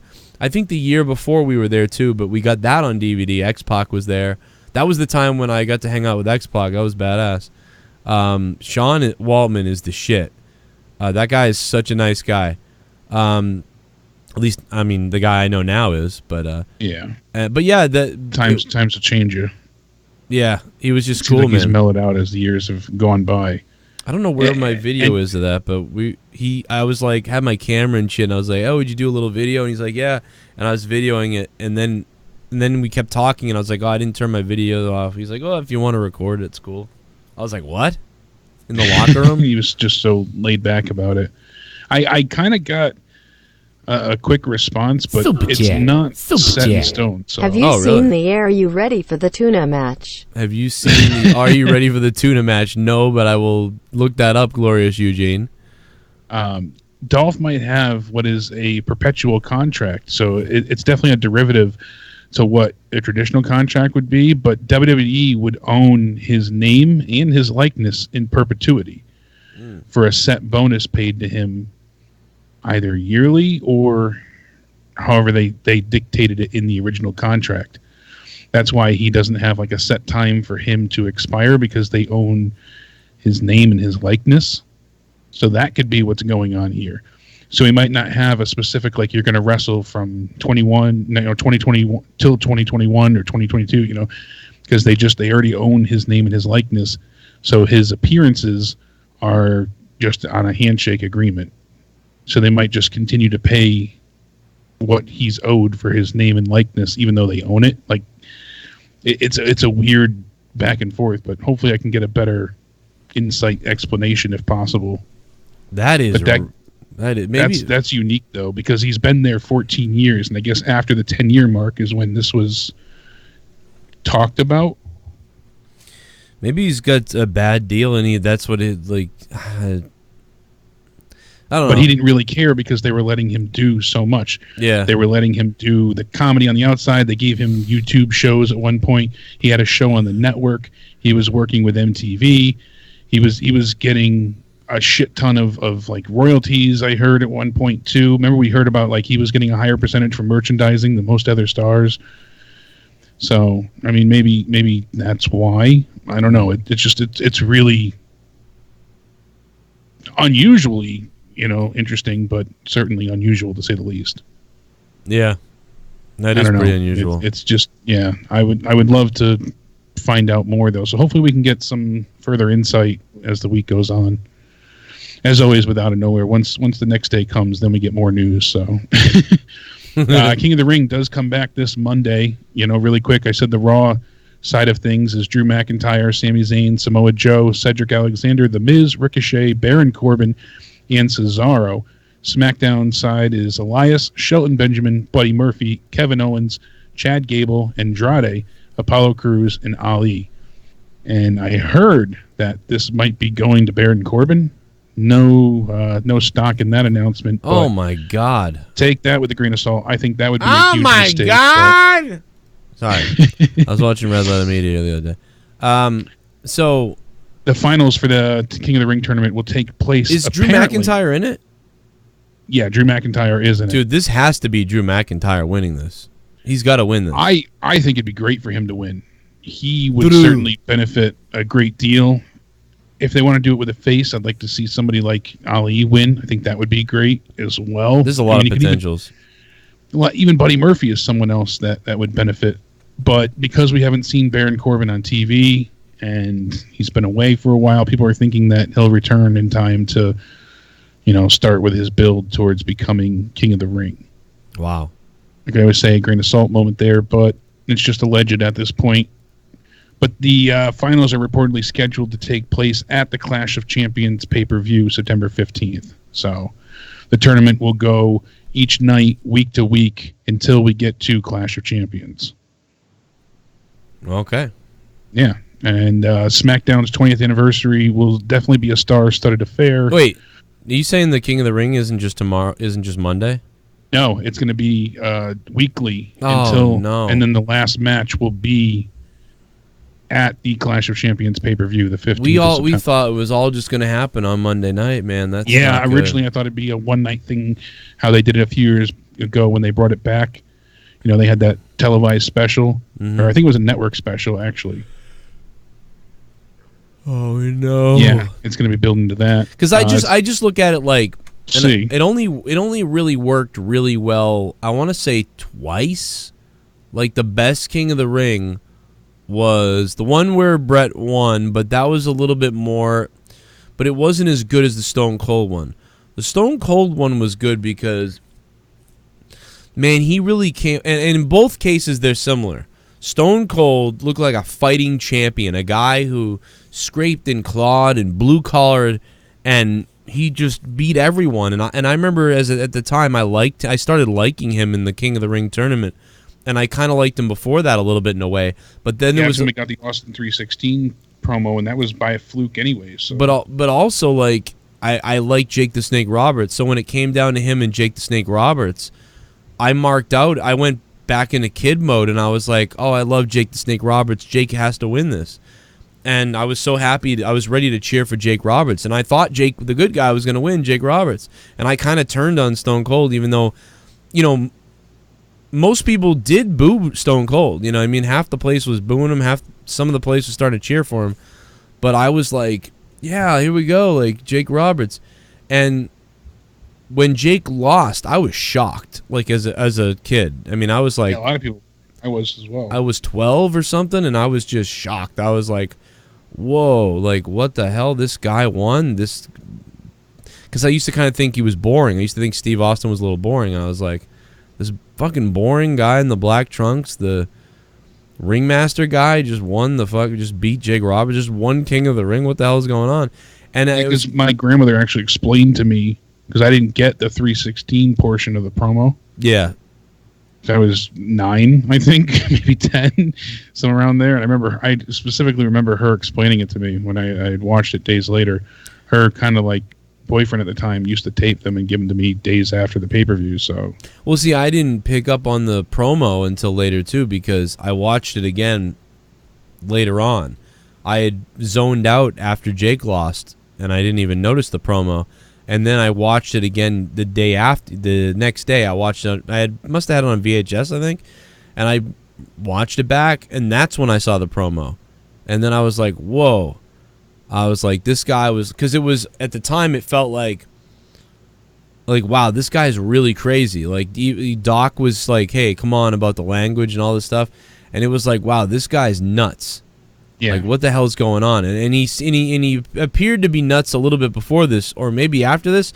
Whenever the whole thing with Vader happened in Gorilla Monsoon, they tried to do this with Vader. You know, with him kind of going against authority and stuff. He, like, body slammed Gorilla. But, yeah, you know, it's like they were flirting with it. Vader got a pop for attacking authority. All the signs were there. We never really talk about this. But if you go back and study this time, it's actually kind of weird. Vader did the attack the bosses thing. And the fans kind of cheered it. Psycho Sid is supposed to be this bad guy. The people start cheering for him, and then they kind of buried Sid, and then people weren't able to cheer for him as much. And then they buried Vader because and also Vader was supposed to be a heel, so they whatever.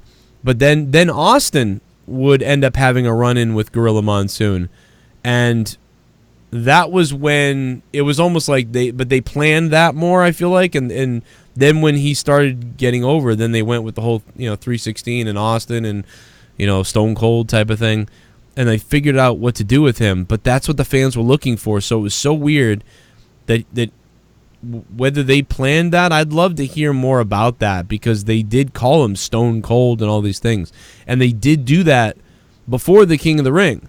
So they knew they were going with this type of character, but I can't believe that they didn't understand that the crowd was going to cheer for this guy eventually, because they cheered for Vader out of nowhere, they cheered for Sid out of nowhere, and it was like, these people want some fucking asshole as the champion, and like they don't even, and you're watching it now, and you're like, oh my god, I can hear the crowd, I get what's going on. They have no idea. Like, they're booking Sid as this heel. They finally started booking Sid like a tweener. Kind of like, okay, Diesel and Sid, let's have them clash. And the people, the real tough guys in the crowd are going to cheer for Sid. But the kids and the women and some of the casual fans, they're all going to cheer for Diesel. So it's going to be okay.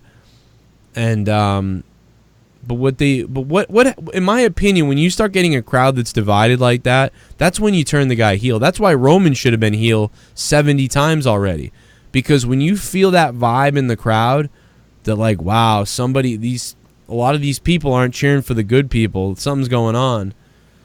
It's like, but right now everything is so down the middle, like whatever. That yeah, it was just a sense of the climate of the times. That's really how it worked. I feel like we're coming up on that. It was people were fed up with the set established authority.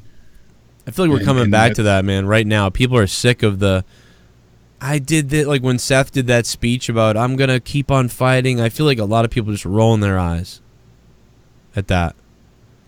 Yeah. But let's clear up the donations here, and we'll be out of here. What do we got here? Oh, maybe we're not. We did clear them up. I think we're up to stuff. Yes, Braun Strowman said that it was a tough pill for him to swallow, not being on SummerSlam this year, but he said, but at the same time, with me not being in a storyline, they didn't want to just shoehorn me in and just have no reason for me on there with no reason. So they did a good job making sure that anytime Braun's on TV, it's something impactful. Well, maybe he because looks like a moron, but now he'll be taking on AJ Styles for the U.S. title. Paige underwent neck surgery today. It was successful. She put up a video pretty much high as a kite under anesthetic to let everybody know she was okay.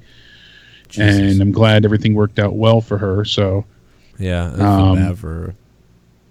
They did announce the SmackDown 20th anniversary is going to be really star-studded and packed. They're trying to pretty much get everybody they can there again. Mick Foley, Lita, Booker T, Sting, Kurt Angle, Goldberg, Trish Stratus, Jerry Lawler, Hulk Hogan, Mark Henry, Ric Flair, and they're also trying to get The Rock to either open the show or close it, plus all the talk of trying to get Trump on there. We'll see what happens with that. I'm sure that won't come to fruition, but the G1 Climax 29 came, to the end this week. We finally saw the end of that. So obviously Kota Ibushi is going to be in the main event of Wrestle Kingdom 14 with him coming out on top over Jay White. That was a hell of a 31-minute match. You can catch that on YouTube. Also, they are now, go figure, considering bringing back Evolution. So remember a few weeks ago, I was pretty pissed that they didn't want to do Evolution. Well, now, because Sasha Banks has officially returned and Ronda Rousey's on her way back, they're feeling that they might go through with Evolution 2.0. And if they do it, they would have a match with Lita where she would retire that night as well. Now that Trish had her come back to retire and have her last match in the business, Lita wants to do the same. What a way to go up for Trish, too, because that match was really pretty good. That might have been her top. It was a great match, and Lita's original retirement match was a bit of a lackluster ending for her. I mean, she got really embarrassed by Crime Time coming out and showing out all her personal belongings and stuff. Here we go. Here we go. It was a mess. Yeah. Justin Monday. I think keeping the Fiend off the show was smart. Like NXT, seeing himself less saves the mystique. Yeah, I would agree with that, except, and I think, same thing with the Finn Balor and the Demon and everything. But what I think is they should have had Bray Wyatt's promos ready to go. Just like he should have the next night. He should have been in that character. He was at SmackDown, though, Joe. They had him scheduled with an appearance as the Fiend on TV, but they decided last minute to take him off during the show rewrite. And I guess the plan is going forward that they really want him to feel like a true special attraction. But, Matt the Misfit said it, I've said it, you said it. Why not? You have a character with such duality. You don't have to have the Fiend on TV. Just have Bray Wyatt show up with the Firefly Funhouse. Yep. We will have Bray on TV. The next time he's being promoted is for Raw. It'll be August 26th. So he won't apparently be there this coming week. He'll be there the week after. People really want to see this guy. Like, this is not the time for special attraction. No, they should have had some type of follow-up, even if it was a Firefly Funhouse segment, talking about the Fiend's victory over, Finn Balor. They should have done something, because this was white hot. Oh, and as far as the lantern goes... Yeah, we were supposed to talk about that really early. Yeah, really quick. What is going on with that? The lantern was scanned into the Mattel system for what they do to make the toys and whatnot. This was cleared by WWE long ago. They knew, obviously it wasn't like Bray came up with something and snuck it by them. This was been mapped out for the video game, I guess. They have it set for all sorts of things. We had parents complain about the Firefly Funhouse. Then they had parents complain about the Fiend mask when he first unveiled it. Now you have somebody say that it's anti-religious and all this stuff. WWE is from what I'm hearing, just happy that it's getting attention over this character. Sales are through the roof. Every item of his is sold out of major note. WWE shop sales were up 200% thanks to Bray Wyatt. So yeah, as far as I've read, they've already scanned in the lantern that he came out with on SummerSlam, and the only reason they took that out of the YouTube video is that somebody jumped the gun. A few people had speculated on this, and I heard that was pretty much what had happened, was that they weren't trying to post the entire entrance because they wanted people to tune into SummerSlam to see the whole thing. So they were only showing you a abridged version of it on YouTube so that people would go ahead and say, oh shit, now I have to go get the network to see how the whole entrance looked and how the match was. Okay. But somebody went ahead and uploaded the entire entrance, and they weren't supposed to. That's why they edited the video and took that down and changed it. But the lantern's not going anywhere. They have toys coming out with him holding the lantern. They have a ton of different merchandise. They have replicas coming out. Damn. It's going to be in the video game, so no need to worry at this point. It's not going anywhere. Yeah, well, and if anything, but this is still WWE, and when Vince is doing something, or when they're doing something and other people complain, they still say, fuck you. Yeah, they stick to their guns. I mean, like we said, people were complaining about the gimmick in the very beginning. Yeah. And they said, WWE fuck you. kind of failed with their intentions with Kofi Kingston, they said, because they wanted him to look more, basically like he had an edge over Randy Orton. Right. And like, you know, like he was beating up the bully by him attacking Randy after the match on SummerSlam. But apparently it didn't come out like WWE wanted it to, and they didn't get the same kind of reaction they were expecting. People don't really look at it as Kofi having an upper hand. They just look at it as him, you know, being able to get kind of a quick attack, and it doesn't give him, you know, anything over Randy Orton. So it didn't get the kind of reaction that they were hoping for. Yeah, I think that ending was total bonkers bullshit. Yeah. Especially for that kind of night, and they never should have, especially because it was so confusing too.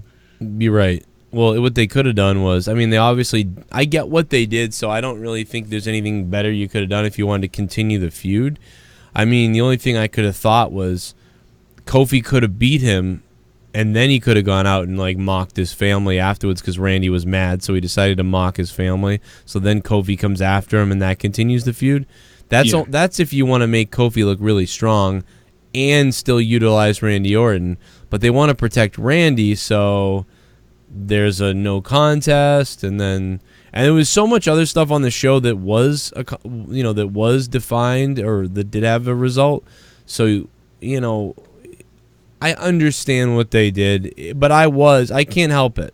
I know it's whatever. I was actually just disappointed because it was getting good. It was getting better. But whatever. I'll never watch that match again now, but yeah.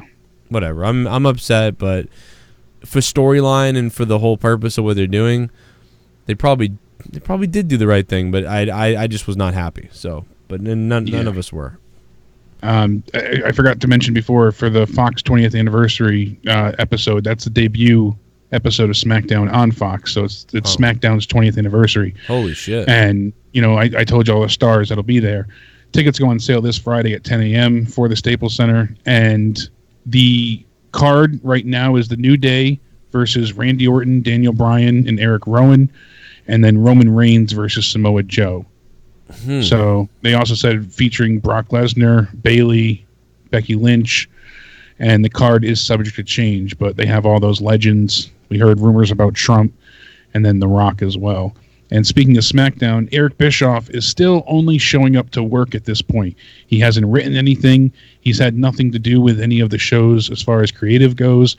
And everything we've seen so far has been Kapoor and Pritchard putting these shows together and Vince McMahon getting the final say. So it's not been anything with Bischoff yet. He will be, you know, soon enough taking more of a lead creative role, but we haven't gotten there yet. So Pritchard is writing now on SmackDown? That's what it says in this article here, but yeah. Because we saw him that night when Roman was attacked on SmackDown backstage as well. Yeah. So that would kind of give us a little inkling that it might be true. It's amazing, man. Bruce Pritchard is back in the WWE. It's crazy. He's a good... Yeah, I didn't think you'd see that happen. Yeah, I like him as a good... I don't like him as like a main like writer guy, but I like him as a writer's like... I like him in the role of sort of like how JR will help AEW with, oh, you guys are all doing this for the first time. Let me explain what we did, and here's how you can fix this and that problem. So I like Bruce Pritchard to be there almost as like a dad, like, here's why you can't write it that way, because if you write it that way, then this happens and this happens and this happens. Oh shit, we didn't think of that, but your idea is still good, so try to figure it out. Like, so I like him in the mentor teacher sort of role. I don't like him in the I'm creating everything role, because he's so much older now that he's, you know, we're going back to like he was there in the late 80s and 90s, early 90s and mid 90s.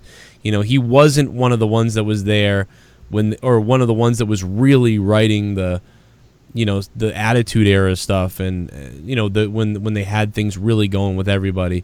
Although he did write a lot of good stuff, but it was just like, yeah, it's too bad, man. Get that whole mix of everybody back. I would love that, but there's too many.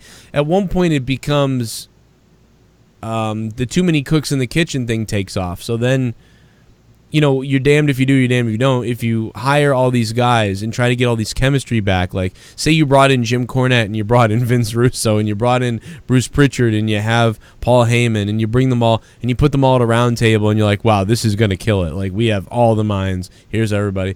Like, they're all going to fight with each other and fuck with each other. It's not going to last for so long. So, I mean, all you can do is be like, hey, Paul Heyman, Raw is yours. Bruce Pritchard, SmackDown is yours. Jim Cornette, NXT is yours or whatever. And put all these guys in charge of their own thing. That'd be interesting. Although I would never put NXT in Jim Cornette's hands, I don't think, because I don't know. I just feel like it's appealing to the younger crowd, and Jim Cornette's a little so far the other way when it comes to the current wrestling. That's the opposite of what NXT needs. But you know, I just feel like those guys could all run something themselves, but if you put them all together, like, you would just have such fuckery and chaos. It would be no one would agree, and it'd be detrimental, even though it shouldn't be. Yeah, maybe two of them together, like two people, but it's so fucking weird. But yeah, so I don't know what you do. Otherwise, you're left with all these new writers. You're left with 15 new writers trying to write this shit. That's it, man. That's all I got. Jake, anything else? I'm good. You had everything tonight, pretty much. Yeah, pretty much. Nia Jax has sparked some rumors about her possibly leaving the company. She closed down her Twitter and her Instagram, except her name. She removed everything that involved her with WWE. And she posted a cryptic message saying, you know, what her actual name is. You know, her name is Savalina, you know, and that's her real first name. And she said, don't fit, just be. So people are thinking she might be done with the company, but... Well, it's weird because when she went down with this double knee surgery, it just seemed so messed up that we were like this is... I don't know, it doesn't feel like she's going to come back because she just feels like she didn't work. She botched all over the place. A lot of fans said, if she does come back, she needs to go to NXT and work on her ring and promo skills because, you know, can't argue with that fact, but... She was not good on the mic. She would just screech to try and convey any type of emotion. Remember the night she Her screeched? sentimental face side didn't really, you know, become receptive to the crowd. She got cheered, but it was kind of just Alexa doing the dirty work. It wasn't really anything that Nia did.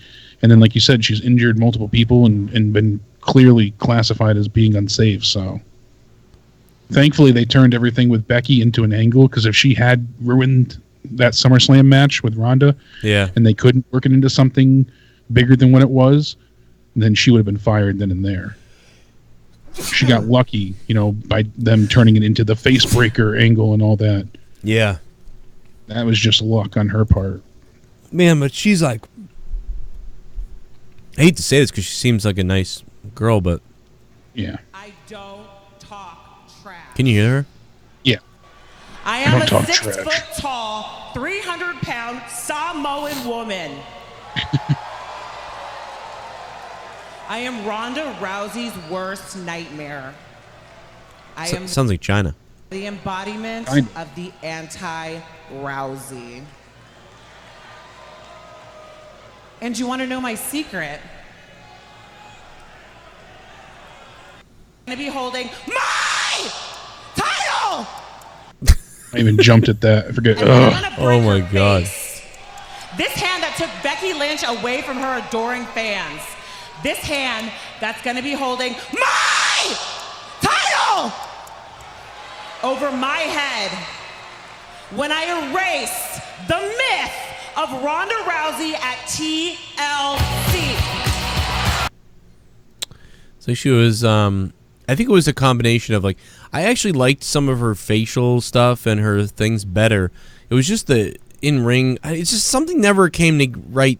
It just something didn't work. I think it was that they tried to make her like, oh, she's a pretty girl, like, da, da, da. No, that doesn't work. No, it's not working. The whole, like, I'm a pretty girl too, like everyone else. You know what? It doesn't work. My perception is you're a goddamn monster. You should be a monster.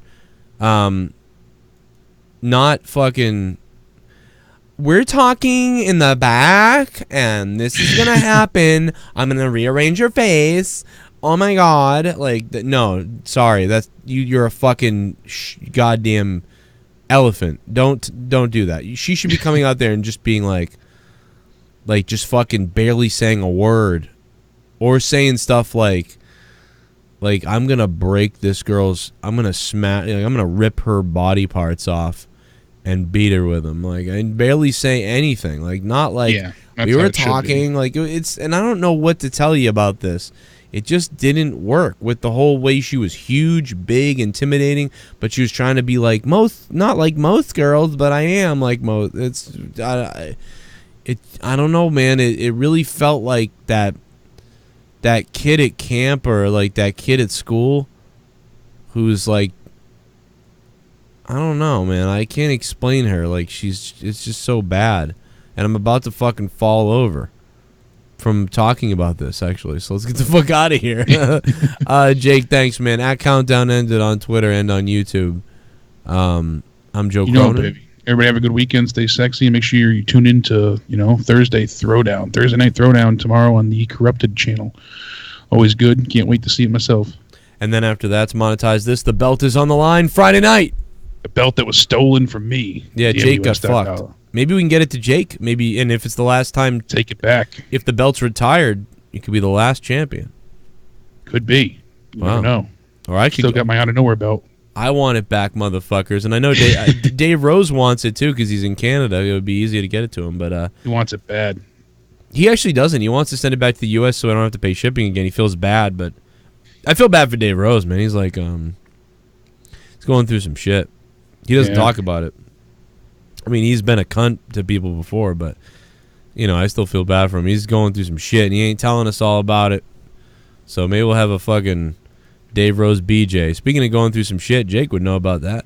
Okay, that's about it. Patreon, guys. Go check out my Patreon. If you guys want to support all the stuff I do here and get 30 hours of bonus content a month at the $5 level a month, please check out Patreon. YouTube does not really pay us at all anymore in ads. They don't pay me worth of shit. They demonetize almost all my videos, and if you see ads, most of the time I feel like they take the money, because then I make 60 cents on the video that gets 5,000 views. So patreon.com/Joe Cronin Show. So much shit is up there that you've never heard before. Me and my wife's podcast, my morning podcast, new one coming tomorrow. Corrupted podcast last week, the most downloaded episode of Corrupted ever, with me, Tommy, and Justin Bailey. It was fucking fire. Go check it out. Sign up on Patreon and enjoy the content. 377 patrons. It's a giant community over there, and we're going to be having another one of our Discord hangouts. And a shout out to Rose Montana, who went from $2 to $5. Luke Rojas, who became a patron. EJW at the $5 spot. Ron Booth up to the $2, and Adam Cruz. Those are some of the newest patrons. Plus, I'll have an updated group of producers down below. If anybody's crazy out there and wants to become a producer of the show, $25 tier producers a month, you get your name down below. We'll do all the shout-outs and everything else for you. So feel free to try that out. And if you want to be crazy, we got a lot. We got about how many producers do we have now? We probably got let me see. We got a lot of motherfuckers out there. 27. I do want to shout out the producer, man, because they're awesome.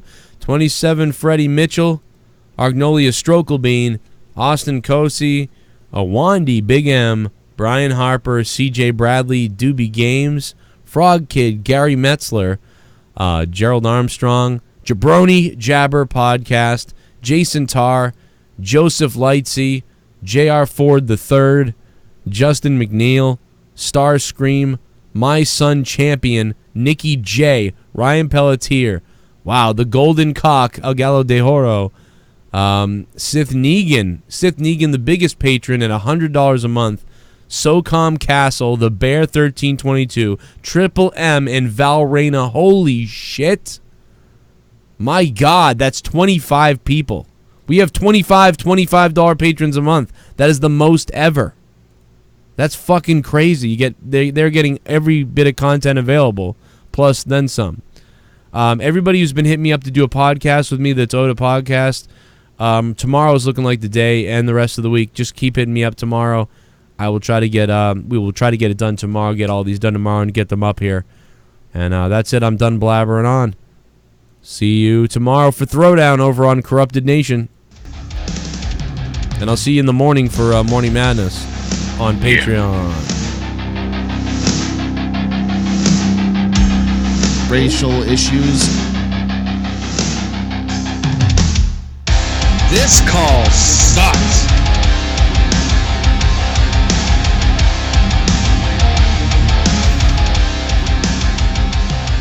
We'll be gaming tomorrow night, baby.